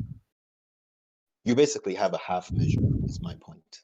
They're conditioning you to a very terrible healthcare system, which is government healthcare, and then they're going to slowly increase that because you think that is actually better than the free market version. Whereas if you get the actual free market version, it's going to be that's a great claim. better. That is a great claim that you can't Hold on, substantiate with unit. data. Hold on, unit. He did have a question. I don't know why your volume is so high. Go on. Unit's mic is just tends to be loud, but you can That ask is your question, gray background person. Ritas. Yeah. Sorry, I can't see anybody's name. You can Oh, ask your that's question. fine. Yeah. Leo. Yeah. Yes. Okay. So you had mentioned that you've read a bunch of studies on this. I was wondering if you had any studies that has like a country who went from a private health insurance system to a universal healthcare system. Like studies on how the transition takes place. Now, how effective, how much more effective the universal healthcare was compared to the private. I Well, mean, I do have anecdotal evidence on that, but I totally accept if you don't take that because I do have a like, meta-analysis Ireland on that. from it. I do have Okay. a meta-analysis published in journals.plos.org. It is entitled Projected Costs of a Single-Payer Healthcare Financing in the United States, a Systematic Review of Economic Analyses. And in it, they state the following, quote, our search yielded economic analyses at the cost of 22 single-payer plans over the past 30 years. Exclusions were due to inadequate technical data or assuming a substantial ongoing role for private insurers. We found that 19 or 86% of the analyses predicted net savings. A median net result was savings of 3.46% of total costs in the first year of program operation, and 20 or 91% predicted savings over several years. Anticipated growth rates would result in long-term net savings for all plans. What was the title? The title was Projected Costs of Single-Payer Healthcare Financing in the United States, a Systematic Review of Economic Analyses. I really wish I could link these, but I'm working from two different laptops, so I dearly apologize. Yeah, you're the one on that Mac, right? Yep. Oof. Hey, Psych. Mm-hmm. If they're done, earlier you made a claim that you couldn't substantiate with any form of data or evidence. You said that like they were inoculating us with whoever they is, the government, I'm guessing, with government-run healthcare propaganda in order to make us think that it's better than it really is. Apart from the fact that you can't substantiate that with any form of data or anything, I can tell you as a fact of somebody who's lived in Texas all my life and has recently moved to California, and I'm just about to get actual health care for the first time in a very long time. I can tell you with absolute certainty that at least even if the healthcare here, even if somehow it isn't as good, at least I get it. Good for you. Very good for me, actually. You see, my personal anecdote isn't worth that much, except when compared to your personal nothing. Well, I'm just joining. I mean, it's a shit if I may ask. You would be wrong there. Oh, you got something for me? Because 1 second. You got something for me? You got some of that evidence? You'd be wrong there. Well, I do have evidence because A, you failed to mention that almost for the majority part, at least in the academic people that I've met, they're mostly for I failed to universal mention the people healthcare. you've met. Wait, hold on, hold on. Let him finish his point. Go That on. is simply to say that I haven't read any specific paper on people's bias when it comes to healthcare. But so you would agree. I did want to ask just a really quick question, just to make sure I heard you properly. You said that from the academics you've spoken to, most of them seem to support a universal healthcare or a single payer system. Yes, and that would play a bias factor in the plan for the healthcare itself. In what way? Well, usually when you do research, you do meta-analysis to see if there's anything wrong with the measurement. Well, meta-analyses there- can be a part of research, but research generally isn't specifically meta-analyses. What research is, especially within like that's something what I mean. like universal healthcare versus free market, is examining both systems and correcting for particular variables to see which variables likely result But you're in not- better qualitative outcomes and more efficient provisions of those healthcare. And it seems to me, from all of the data I have read, as well as the professionals that I have seen, on top of the anecdotal evidence, which can be taken at whatever value somebody wants to take it at, that universal systems, single payer systems, seem to be objectively better than free market systems. Yeah, but you're not accounting for the bias of people who've made that research. So that's point number one. Why are you assuming that there's You a don't bias in know. the research? Because you always should assume there is a bias in any research. Why?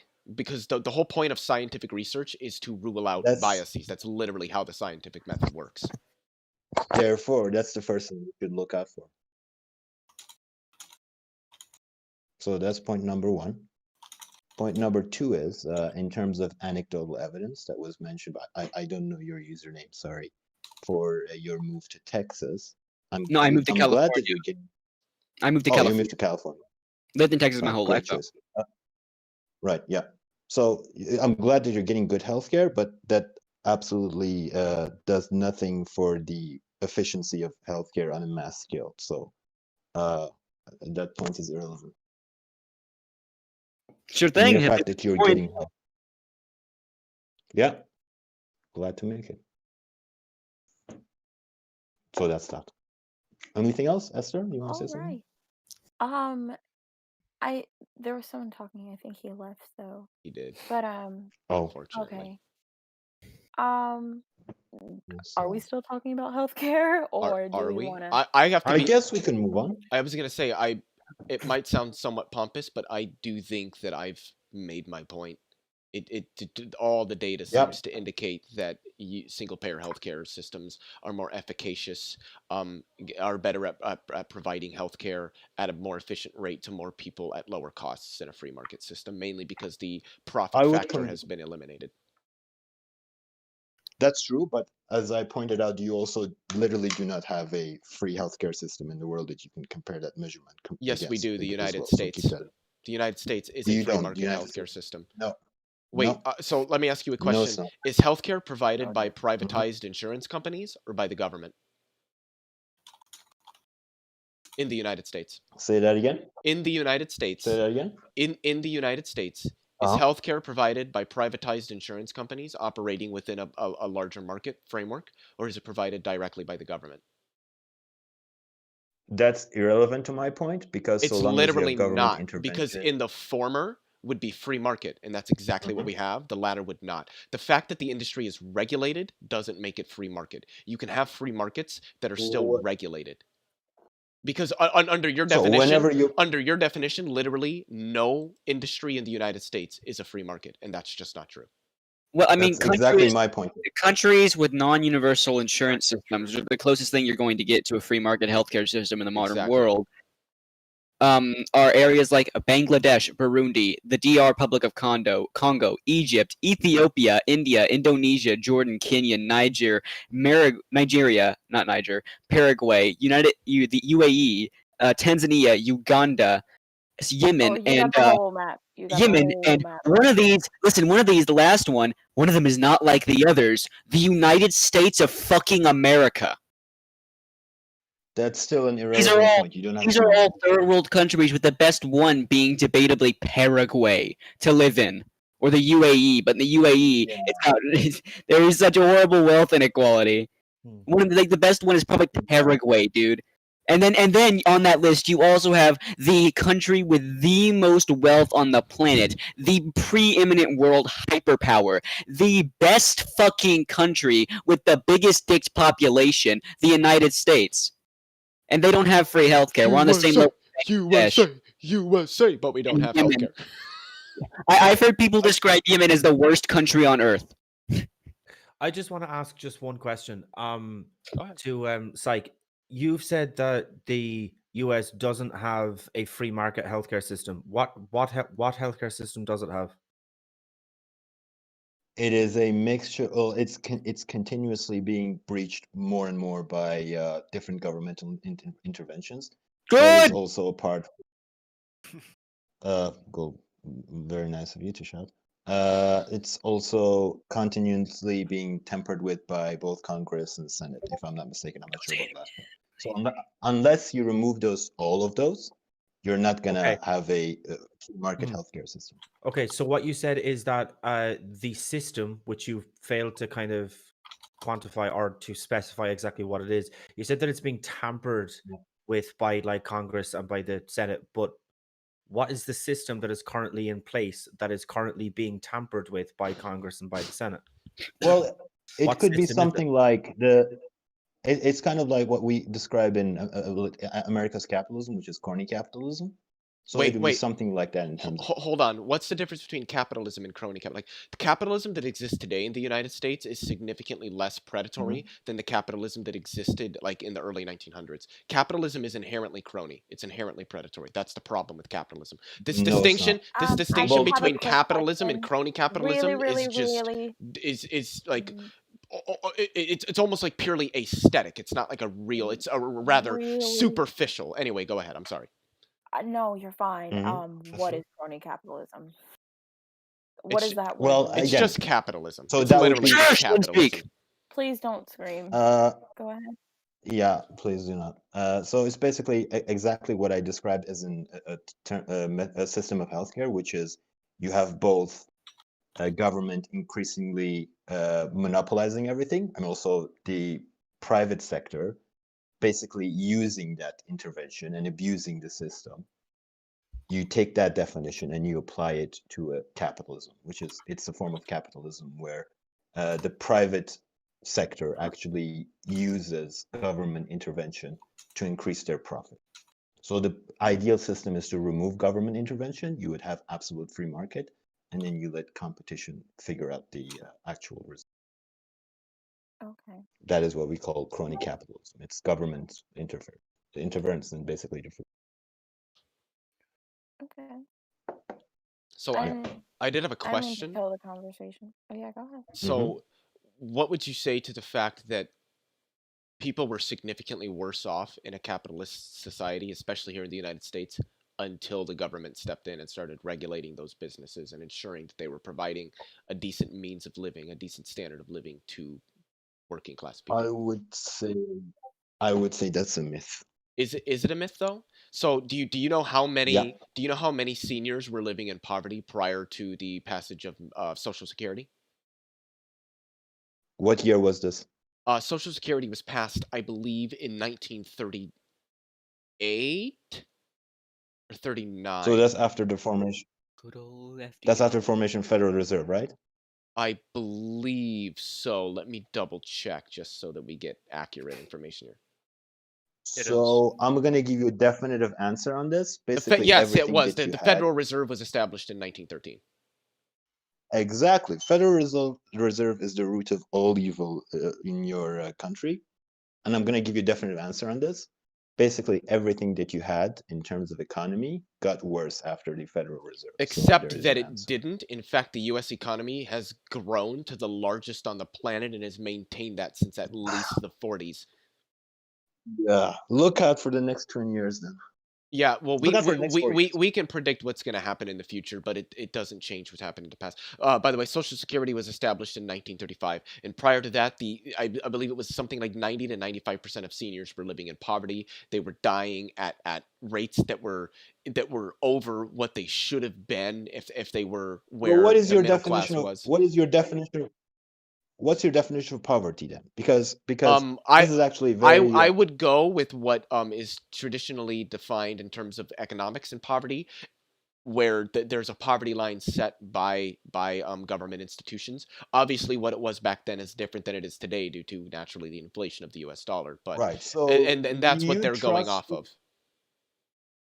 so you trust the government to set a definition of absolute poverty, and Well, then you expect the government of to claim they're helping that poverty, and then absolute poverty, and no, but a reasonable definition for what all sorts of financially, poverty. what reasonably a definition for what can be reasonably considered poverty. I don't think that our government has done a terrible job of doing. I don't view the government as some evil overseer of society that's imposing its That is will on everybody, especially here in the United States. that is I exactly don't. how they get. I would rather there not be a centralized state, but right now we kind of have to work Mhm. with that. So I would just rather improve it than just sit there and bitch and Why complain do you about have what to they work do. with that? Psych, do you want to abolish all governmental authorities? As much as possible, yes. See, Cool, your world was impossible. What did you Yep. say? What was your counter argument to his position? That's impossible. You can't get rid of governmental authorities. You can get rid of what various May I anarchists ask? He on said the most. state, but you can't Um, get rid of governmental yeah, authorities. you can get rid of like What's your centralized bureaucratic institutions, but you're not going to be able to get rid of governance in and of itself. Not even in an Sure. anarchist society. Yeah. Because anarchy Sure. doesn't mean there's Most no governance. My It just means that it isn't centralized into some sort of bureaucracy or institution. sure, but most my answer was as much as possible, which is pretty definitive in its own definition. But yeah, I honestly I would agree with you. I think that we should minimize the Yeah. centralization of bureaucratic institutions over society. I think that would be cool. But right now, I don't think that that's feasible in society right now specifically. But I do think that we should work to that. But right now, what I would say is that since we kind of need bureaucratic institutions at the given instant, we should try to structure them in a way that benefits the vast majority of people. Let's pause. Well, the real issue quick. isn't. Really, Go really, on, yeah. really Go on, sorry because I know there are some people who are like muting and unmuting, like they want to say something. So to just open the Yeah. floor for anybody who wants to say something and just quickly interrupt before it's just two people talking back and forth again. You can scream if you want to, okay? I'm sorry. I saw Hello Sphere. Right. Did you want to ask something? Sorry to put you on the spot. It's just that I'm. No, it's fine. I don't care. Hello, everybody. I'm Hello Sphere. I'm one of the mods here. It's nice to meet Hi. everyone. How's it Hi, going? nice Hi, to hi. meet you. Hi. Yeah, That's good. I know it's a joke. Hello, Sphere. I know it happens all the time. Hello, I've hello, been called sphere. I've been called greetings circle. I've been called bi circular object. It's bad. But anyway, so yeah, so is there anybody here who is not an anarchist? Me. I Yeah. am not an Oh, anarchist I shouldn't at have the said given it. Yeah, I'm not. instant. The closest that I get to anarchism would be that I am an anarcho-syndicalist, but that is only one half of my sort of socio-political ideology, the other half being market socialism or libertarian socialism. Okay. Yeah, I'm not an anarchist at all. I mean, look, yeah. Look, me and Leo, like on politics, are like I'm sure there's some like minor differences, but I mean, like basically, I'm gonna just throw out a number, probably like 95 to 98% agreement. So Yes, like, yeah, definitely. I would probably just kind of parrot what Leo said. I'm not in favor of like, yeah, of like the In like more in traditional version of anarchism, but yeah. in other words, Stephen is saying that like me, he is based and bread-pilled. I'm the Yes, boring old. absolutely. I'm the boring You old say Marcus. something about Kropotkin. I'm gonna anyway. But okay. Marcus socialist personally. If I guess this is the only way, like, for me to be able to filter out like any kind of person I'd want to ask questions about. But if I build a house on an undiscovered and deserted island, and no one's ever been there before, and I build a house and I grow my own food and I live there in isolation, do any of you have a problem with that and/or want to engage in violence against me? No. It depends. No. Okay. It depends on what. It depends on a lot. I don't, but I'm pretty sure plenty of other people do. Some people But would just because you have something they don't, but Yeah, I mean, just for kind of purely like petty reasons, maybe. But yeah, yeah, no, I but don't. what I would say is, you know what? Fuck them kids, man. Do you? Yeah, Okay. like if you're Yeah. living on Yeah, I an agree with that. undiscovered island and you've built a house for yourself and you're able to sustain yourself. Yeah, If I, I don't have a if- problem if- with that. I mean, you might get a yeah. little bit lonely, but other than that, yeah, no, I don't have any If I, issues with it at all. if somebody, We would appreciate an invitation, you know. Yeah, if, you know, if nice little somebody, housewarming party maybe, but that's about it. if somebody becomes stranded there with me a few days later, and I Yeah. talk to them, and I'm like, "Yo, I figured out that you're a pretty good carpenter. I have all this corn that I've grown. I will give you some corn for your carpentry skills to build me an outhouse." Does anyone have a problem with that? No, that's that. It seems like you're kind of starting Yeah. to go down the road of communism. I have a question. Yeah. Does that man with the that you gave the corn to for the carpentry house, is his labor being respected? Is he capable of growing his own corn? Are you respecting him? If he is incapable, I'm not. What do you expect? I mean, maybe he doesn't know how to grow corn, and maybe I do, but I'm not physically stopping him from growing So corn. right? now you have an effective monopoly on the things that other people require to live. I think that's morally wrong. How do I have a monopoly? Why is that morally wrong, though? Hang on. Let me ask him though. How do I have a monopoly on the things required for him How to do you have live? food? He has no other way to access any agriculture, and as you said, it's an deserted island. It's a deserted island. I don't think it's very large. In all likelihood, it doesn't likely have a lot of natural resources, apart from maybe fertile soil for corn, which he has no idea how to grow. You do. You've already taken all the good farmland in all likelihood. You've been there a while. He hasn't. You have an What effective monopoly happens? on that corn. What happens if he needs a kidney operation and I'm the only one around with a good kidney? Does he have a right to my kidney? No, because that damages you. Yeah, bodily That is what? I'm autonomy. sorry, but Yeah, doesn't. bodily autonomy trumps everything. Yeah, How do I come to own my body? the fact it is that it's you. yours. Okay, Yeah. is your How do body you- a how do scarce you- how do you- resource? Yes, but You how do come you to establish that? own it How by do I birthright. establish Okay, that is it's your your body- body? How many bodies do you have? Let's Okay. not tackle each other. Guys, one by one. All right, how many bodies do you have? Just one. Okay, that's a scarce resource. There's only one of it in the world. It's the most scarce thing you can ever have. Sure. I mean, other than like all the, other than like the dinosaurs, that's the most scarce thing ever. I would kind of go with more of like a kind of a straightforward thing of like all surgeries. Look, there's a degree, and it's it's not certain for like all of them, but with all surgeries, there is a risk element, and something could go wrong, and you might like end up dying on the operating table because of that surgery.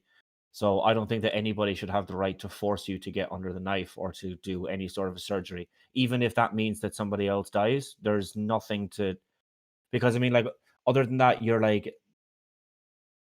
it's like not even to kind of straw man you, it's almost to kind of steel man. If somebody, and I'm not even necessarily saying you, if somebody was to argue that, okay, well, if this person needs a kidney and you're the only match that we found and they only have days left, you need to don't. What you're essentially arguing for is like forced organ. What's what I'm thinking of? Donating, like. And that's just not a system that I think anybody, as soon as it's kind of like argued out, maybe like wants to live in. So Well, I'm not trying to straw man anybody here. The reason why I say that is because so I'm probably, as far as property goes, I'm probably most accurately described as something called a no proviso Lockean, meaning that I subscribe to like the first half of his like property beliefs, meaning that if you mix your labor with something, it's yours. And so I think that like this is like the language here is a little idiosyncratic, but like I think I mixed my will with my body when I was born into it, and I think that I might thereby mix my will with any number of acres of land, and so I wonder if I've done that, then what entitles somebody who's never done any of that to ownership over those things, even if they are starving. Oh, so you're talking in terms of the body. So what do you mean exactly? So like, if you own something, like I'm talking to everyone over my phone, for example. So like, I own this phone, which means that I can determine what happens to it. I can exclude other people from using it, And that's the same thing with my body. I can determine what I do with my body and who can do what with it, and that's generally just me. I can determine what happens to land that I own, and specifically in my case, land that I either mixed my labor with, like built something on it, or traded voluntarily received goods for. Like in this case, the corn I could trade for some land that somebody else has, mixed their labor with, or did the same thing with somebody else. So what I'm wondering is, if I've done all this to own a piece of land, and this land happens to be the only source of sustenance on the island, even if it's the only source, why is it that I am like physically obligated to, like, I'm assuming to the point of like violence, like physical enforcement, to give up this land for this person if they're starving? I don't Right, that's a think good question. that you have a right to like. I don't think that they have a right to your land, but I would argue they do have a right to some food. Isn't that Why part of the though? land? Why would you argue? Why? Because they're a fucking human being. Yes, but what does that have to do anything? But see, again, Because you're So wait, arguing hold from a on. moral Are standpoint. you Wait, saying wait, whoa, whoa, whoa, whoa, whoa. are you saying that you just are you gonna let humans die, despite No, the fact that you're probably If producing more food than what you yourself could consume? No, Okay, so why does somebody have a right to food that made? I'm sorry. What was the exactly. wait? And the person that just spoke. What did you say? I couldn't hear you. Because people have a right to life. No, but why? Why do they But have I a don't right to have life? but they don't have a right to take my property. Yeah, exactly. I agree with that, I but just I have think a- there's a limit to it. I What have a quick entails? question. I'm If you can have sorry. physical ownership over your own Are body, we? then 'Cause guess what? That's still property. hold on. I have a question just to like clear this up. And also I have another Mhm. follow-up question that like changes the subject if anybody wants to move on. But really quickly, Yes. everybody's saying you have the Okay. right to this, you have the right to that. But this is assuming that you are on a deserted island with no constitution or any sort of government at all. Very, Government's not the grantor of very good point. rights. Huh? Yeah, I purposely choose that Government's not the scenario grantor of to. rights. The reason why I choose this scenario is not to like make it into some imaginary like it isolates away those kinds of issues. So thank you for pointing that out. As Okay. That's a good Okay, point. Yeah, just that's great. to I didn't catch who said it, but somebody said that the government doesn't grant you your rights. Then who does? Well, They're no endowed one. by That's the nature point. themselves. I'm By sorry? nature itself. But Like it's inherent. Is it inherent? Says who? and How do we know that it's But inherent? it is. How? Yeah, Okay. like so Okay, so listen, Mhm. can you speak? Of course. All yeah, right. I'm doing Well, it okay, right now. so let's say a government holds a gun to your head and says you can't speak. Can you still speak? Yes. Yes. You have the right to freedom of speech. Well, Right there. well, that This is derived. This is is that a derived from right? his That's- terminology. Is that a right or is that just an ability? Because those are Yeah, two it's a right. completely different things. Like, yeah, for example, you it's have a freedom or it's an ability, but it's not a right. In Yeah, that no, it's- context that you've laid out, okay, it's so not a how do you right. stop You it? can't do it. You have to once again violate someone else's rights in order to stop that, don't you? No, I have to violate Yeah, somebody you In do. that else's scenario that you've Okay. laid out, whose ability. other Yeah, rights to are you stop violating? Wait, speech, we're you talking must over each violate other. rights. To stop speech, so you let him finish his point. must violate Yeah. rights. Well, I would argue Yes. No. Like, if well, you listen, if you grant use speech as coercion, being a Wait, right, Leo. then yes. But if Leo, let him Leo, speech hang on. speech isn't a Leo, right, Leo, it's an Leo, hang on, ability. hang on, Leo. it Leo, is. let him clarify. Go ahead. All right, here's the thing. Speech is once again a right because guess what? You have the right to liberty. Because if we assert that you have the right to life, liberty, and property, then that is one of your liberties. And the only way to stop that is by coercive force. Yeah, but that's after we've asserted that it is a right. We establish what's a right and what's not. What do you mean by a right to life? A right to life. Like, for example, do you exist? Do you have the right to live? No, but what do you? Well, not the right to live, but the right to life. Not as in like. What do you mean by a nobody can. right? And what if you have a definition for right? Then what is a right to life? A right is something that is endowed inherently, not by like nature, but it's just endowed in general. Something that And you what is have that that? cannot be taken away. Well, what unless is it? you inherently violate a right. Okay, Isn't that so specifically an inalienable right? what is that? Yes. What is that? Inalienable, yeah. What kinds of duties So does that that's the entail upon other people? All right, you have the right See, to life, this is liberty, and why- property. Can I ask a quick question? Mhm. So, and this will be for Kamikaze. In 1832, in specifically the United States, did black people have the right to own property? Again, the government cannot necessarily grant rights. They're using coercion to do that. But that doesn't answer my question. But again, they inherently violated that. That doesn't answer my question. But it does. No, it doesn't. Because no, all it you have to doesn't. do is move the no, goalpost. it doesn't. I'm yes, not. It does. No, yes, you're it does. you're yes, dodging it does. the you're dodging the question. Wait, You're dodging the question. Look at Let's what you're. not play that game. Did black Hold people? on. Did Like black some sort people? of- No, Hold I'm on. not. You think I'm moving the Yeah, you're goalposts, but moving what the I did is I goalposts. offered a scenario But what that I you can't did was answer, I- and so you're just refusing to Guys. answer. No, you moved In the damn 1832, goalposts. did You black said people have the bullshit. right to own Everyone property? Yes or no? stop talking for a It's a moment. closed-ended Please, question. Yes, everyone, but they were not stop granted it by the. They were not allowed by the state. for a Guy- moment. Thank you very much. Okay. So one person says you're moving the goalpost, the other person isn't. So Leo, you can finish your point really quickly. Well, it wasn't a point; it was a question. In 1832, Well, I mean, in the United yeah. States, did black people have the right to own property? Yes, they had the Okay, inherent so right how to, but come the they government couldn't? did not allow them to. Well, The see, government but literally the said, government gives you I'm your going rights. to shoot you if you try that. Yeah, They will because they shoot didn't you if you because they try didn't that. have the right. No, because Yes. the government can't grant Well- rights. They didn't take away a right. They suppressed The it government does through grant rights, coercion. though. Can But I, it can't. can I Yes, intervene here? they do. Can I intervene here? Yeah, All go right, ahead, well, please. Kamikaze Leon. So see, this is the issue that we had this exact same issue with the whole healthcare argument, which is the phrase right itself is confusing you guys. So It's the not reason confusing that the me. framework that I'm No, it's not confusing me, but thank you for the insult, though. It's not confusing anybody.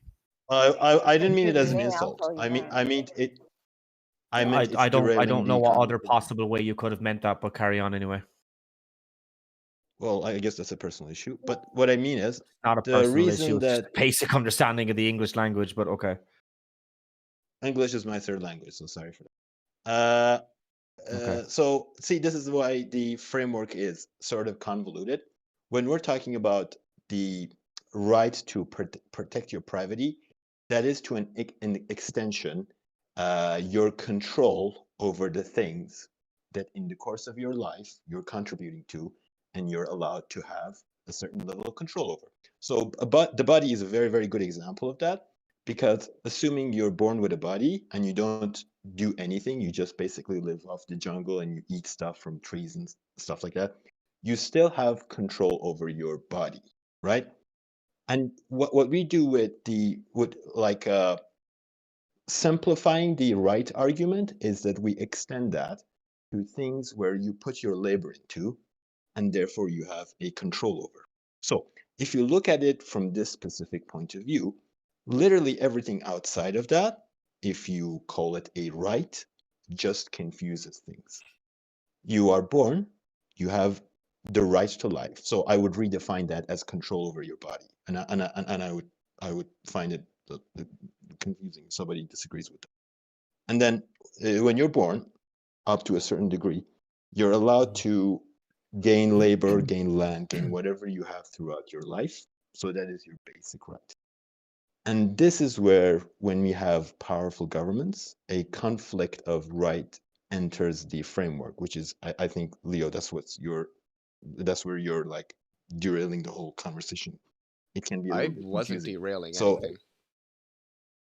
I No, just I have mean- one I point mean, to make. I just want to say that the now. I will, of contradiction course, that- let you finish. I just want to say that I just have something to say afterwards. Carry on. Go on. Yeah, I would love to hear that.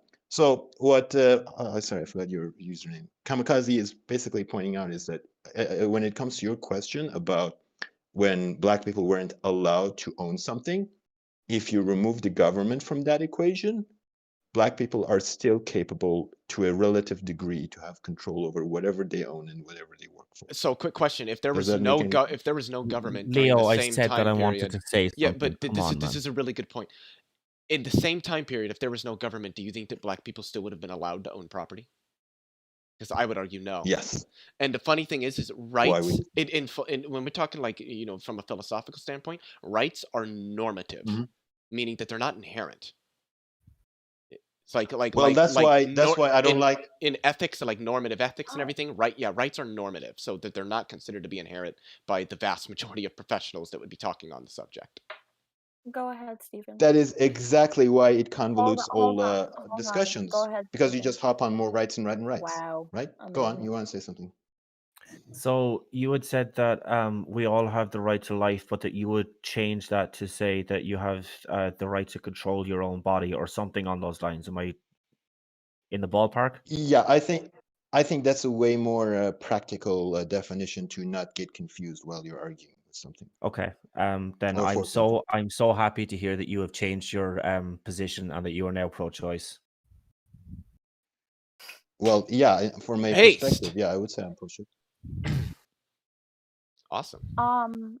We were on that for a while.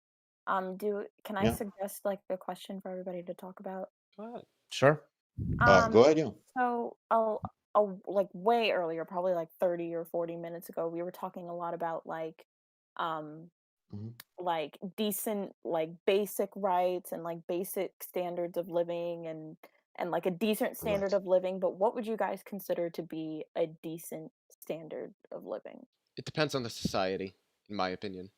in your Depends ideal on where the society? You're fight is. talking about like a minimum level of good standard of living, Yeah, right? yeah, pretty much. Like in your ideal Like a society, what tolerable. is a decent standard of living? I don't know if I'm saying that right. It doesn't sound right, but like decent life, like living standards and like, you know, what things that people would be able to afford to buy in like a basic standard of living. In my worldview, it would be free and what's the word I'm looking for?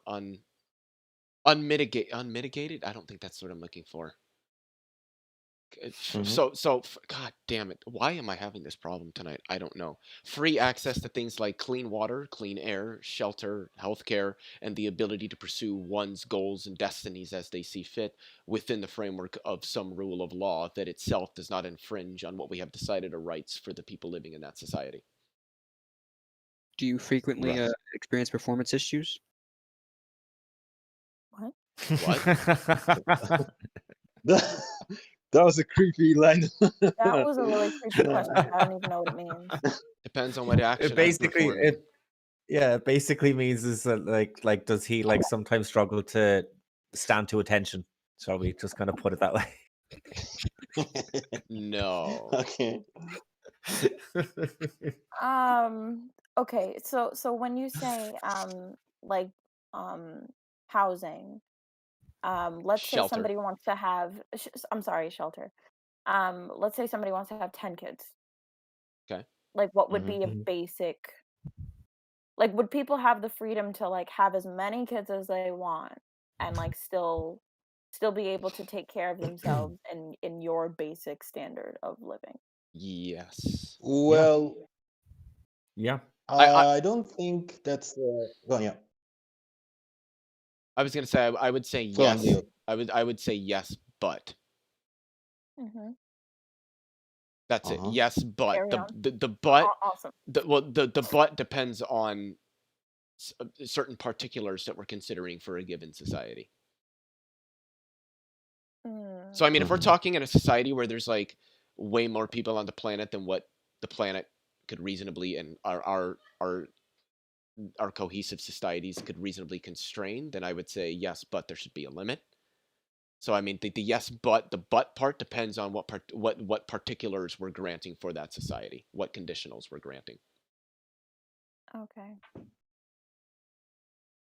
Anyone else? So, see, yeah, I mean, it's a great question because from a perspective, it helps fish out any idea that's too utopian. So I like that about it. I gotta step away to the It bathroom. is I'll be right difficult. back. Okay. Yeah, that's okay. Yeah, go ahead. It's kind of difficult to define, but I would say something like uh, you would have as little wasted potential as possible. That's a minimum bar that I would set. So uh, if and also like removing social pressure to quote unquote succeed Mhm. would be very good. You know, like if you're living like if you're working a normal job, like a average pay, you would have relatively good price.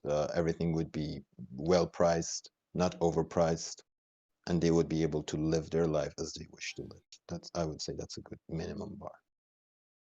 this life sounds really expensive.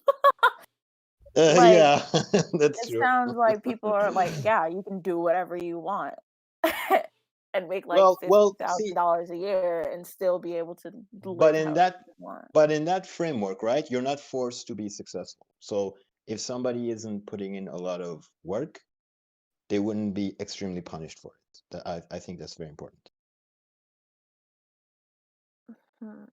I mean, how are we defining success? Because there's like personal successes, like I've been able to accomplish this, and then there's success among like your friends, like compared to them, how successful are you? And I think Yes. it's gonna come up anyways, especially in like a social environment, because we are social beings, you know, we're all secretly Yeah. judging each other whether we want to admit it or not.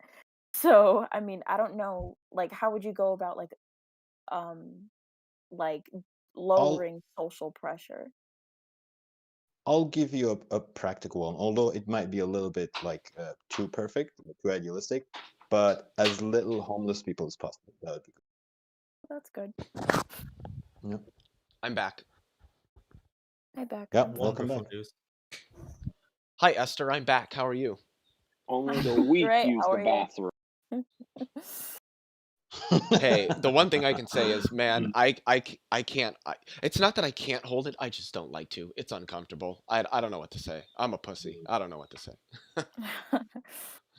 I mean, that's not Only the exactly weak unreasonable, use but the I get what you're bathroom saying. during a Discord debate. Hey, shit happens. What are you gonna do? Been going for 2 hours. I had to pee. Piss in your pants. Yeah, just piss in your pants. Get somebody to bring you a new pair. It's all good. What do you think washing machines are for? Don't worry about it. By the way, I Kamikaze, I love your profile picture. I love it too. Thanks. From a distance, Yeah, it looks like very Elton John, but I don't think it's Yeah, Elton. that's what I thought it was originally, but I'm That's pretty Peter sure it's not. Sellers. It's who? Yeah, it's Dr. Strangelove. Peter Sellers. It's Dr. Dr. Strangelove. Strangelove.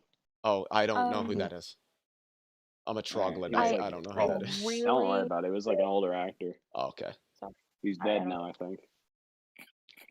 I Yeah, just he is. want to say something. I told this to Stephen, but on my Stay end, dead. it crashed within like I don't know 15 minutes. My Streamlabs crashed, and so I started recording it Oh, again. I just got to like an hour and 30 minutes. So we were doing this for like a while. But like right. I was just streaming it, and so Yeah, everything I'm was fine. But like about 2 minutes ago, it just crashed again. I'm So just I'm over no 2 longer recording hours. right now. I'm just over 2 hours on my stream, and I started streaming when you just started laying out like the rules and the conditions of the discussion. So we've Okay. been going Well, for at about least 2 you have hours. all of it, but Yes, I it do. just crashed on me again, and I don't know why. I have a whole 32 gig, like, what is it called? Lap. Flash drive Oh, it's supposed to be downloading on, and it just crashed altogether. It was just like, sorry, you don't have enough space, and I don't know why it's saying that, but I tried streaming it, but that didn't work either. So are you on a Mac or a PC? I'm on a PC. Okay, I was gonna You say should. because I don't have to work on this now. I just want to You like should make finish another. You recording should it. make a. Oh, wait, are we dipping out? Is it over?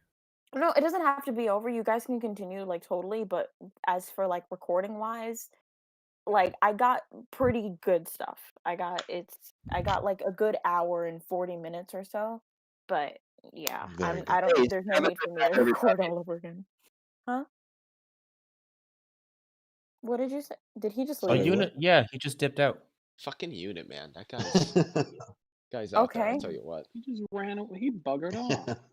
Okay. He did. He did Like literally did he bugger He just off. say like, he oh, okay, he great, bye? he fucked right the fuck off.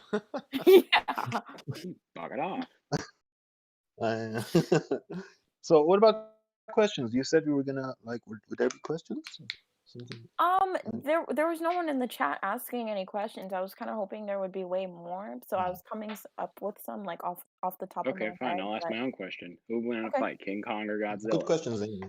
Oh god. Who would win in Godzilla, a Wait, fight? obviously. wait, Is that even a Yeah, question? let's be honest here. Godzilla's a walking nuclear power plant. Yeah, no. As King a Kong is Japanese just American, big I have monkeys. to root for Godzilla.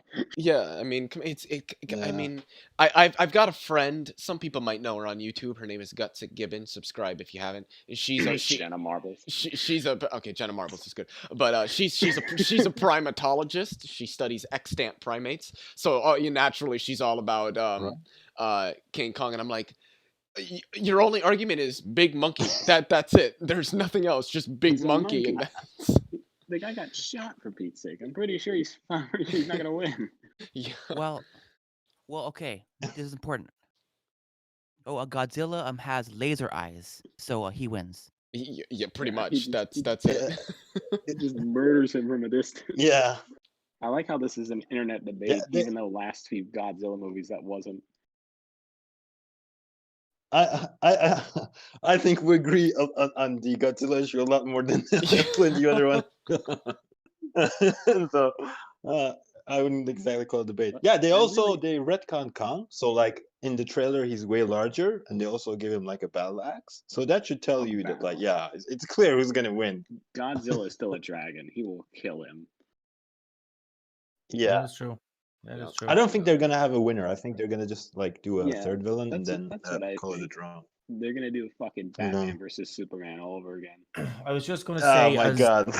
as long as Martha. Kong doesn't freak out because Godzilla's mother's name is also Martha, I mean, that's all I'm gonna. Yeah. That's Why my did only you say that criteria. name? I don't know. Why did you say that name? It was his mother's name. My mom's a gorilla. Imagine how smart the writer who came up with that felt. He's like, "Oh my god, I found this connection. Nobody knows. They're both called Martha." It's like, so what? I think that would have been a decent connection if Batman wasn't a murderer in that movie. Yeah, probably. Also true. Yeah, because he'd be like, true. "Oh, But, like, I'm about to break my only rule and kill this man by justifying that he's an illegal alien." But guess what? His Could mother's be name why is they also made Martha. him a murderer. Yeah, he goes like, That could okay. also be why they made him a murderer, right? Yeah, he's like, okay, well, listen, this guy also has a mom, and if I kill him, someone has just lost a son. It's like all these other criminals I decided not to kill because they all have wives and mothers and fathers and all these types of people who love them and care for them, and that's why I'm not going to kill. And so Batman puts down the spear and then carries on, something like that. But nope, that's not what fucking happened because 5 minutes later, Batman murdered 12 people in a warehouse. Because that would have been an interesting dynamic. Have you heard what the director argued for when like people brought that up? They were like, "You've made him a killer." Have you heard his counter argument for that? Oh yeah, that. Oh no, the what's it called? What's it called? Zack Joel Snyder. Schumacher. Yeah, not who's the guy before Joel Schumacher? Before Joel Schumacher was Tim Burton. Yeah, Tim Burton. His argument is that Tim Burton and Joel Schumacher's Batman's killed all the time, and therefore it's justified. He also argued. He also argued. He said like, "Have you seen how the real world is like?" And he was like, "Okay, but he still doesn't kill." Like, but this is the real world Batman. Like the real world is a son of a bitch, and Batman knows that, but he chooses to stick to his own morality. That's like the whole point. That's exactly the point. Yeah. Guys, listen. So, yeah. The real world is pretty damn tough. Batman would just murder someone. He would just throw his money at him. Imagine telling that to your fucking kids. The real best world's Batman? tough. Just murder Marvel somebody when you get mad. made the best Batman. Murder. His name is Moon Knight. I think the Adam West is Moon the Knight. best Batman. Really? I don't think not really, but I think it's a pretty smart. I think it's pretty fun interpretation of him, just to say the least, because they figured out how to make Batman not be some serious dude, and they went overloading on the camp, and that was fit for the era. That's let's admit that, but I mean, you could still learn the fact that you don't have to make Batman some depressed motherfucker. You can occasionally make him have fun. I mean, listen, if he wasn't such a depressed asshole in the movie, maybe we would have cared about Martha. True. Like maybe if he Any was. effort to make us care about Martha is appreciated. Like Yeah. literally anything, like just I one mean, thing in the movie. how many times have we seen Batman's parents get murdered? Honestly, I'm getting sick of seeing Bruce Wayne cry his ass off because his mom got murdered. Everyone gets their mom murdered. Yeah. Oh wait, no, I shouldn't say that. Everyone has their parents. Okay. All right. Well, guys, I've been Sounds streaming for alright. over 2 hours. I think I'm gonna hop out. Yeah, I was just Yeah. gonna say sure. it's almost 2 Hi, o'clock in the Leo morning Thanks for here for everything. me. So yeah, I was just thinking about It's kind of dipping out 5:30 pretty here. soon. Yeah. Sure. It's like 9 o'clock. Alrighty. 5:30 a.m. here. Yeah, it's 1 minute to 8 o'clock where I'm at because I'm fucking weird and I live in Central Standard Time. Oh, I'm so sorry I to hear live that. in the Wild West, according to New York. Alrighty, I live guys. in Ohio. It's been a lot of fun. Wait, Bye. somebody just joined. Yeah. Somebody just joined. God damn it! Now we Yeah, can't leave. he's robot. It's a Probably not, no. beaver. It's a beaver. It's not a beaver, you idiot. It's Ratatouille. That is not a beaver. That's Rathu. It's Ratatouille. That's a Hyrax. It's a wonderful It's creature. Hey, Martha. So what? I'm not a It's biologist, a alright? Hyrax. I'm a physicist. I don't fucking know Hold on. animals. Let me go get my biologist friend. Or like feces. Yeah. Alrighty. I'm hopping out. Yeah, It's was been just fun, gonna say, everybody. even if the conversation starts right now, guys, yeah, I'm still gonna dip out. It's fucking 2 o'clock in the morning. I'm ridiculously fucking tired. So Yeah, 'cause Steven's a pussy. But anyway, we're not gonna Sleep talk is about for the that. meek. it's 2 o'clock in the fucking morning. I will deny you basic things and call you meek.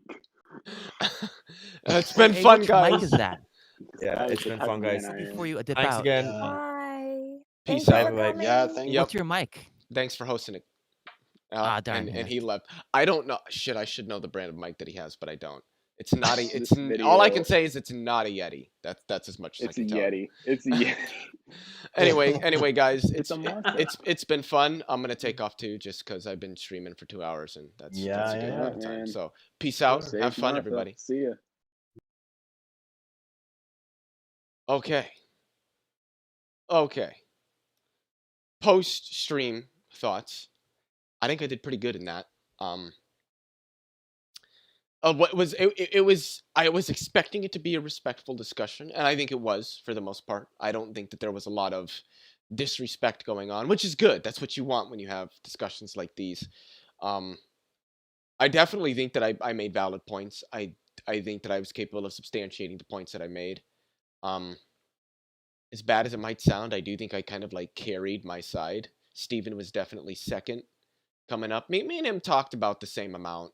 We made some of the same points. Unit did his part, but he was a little quieter there. But overall I think I did good. We didn't dive into as much meat behind their worldviews as I was expecting, but what are you gonna do? What are you gonna do? It is what it is. All right, guys, get out of here. Get out of here. Go away.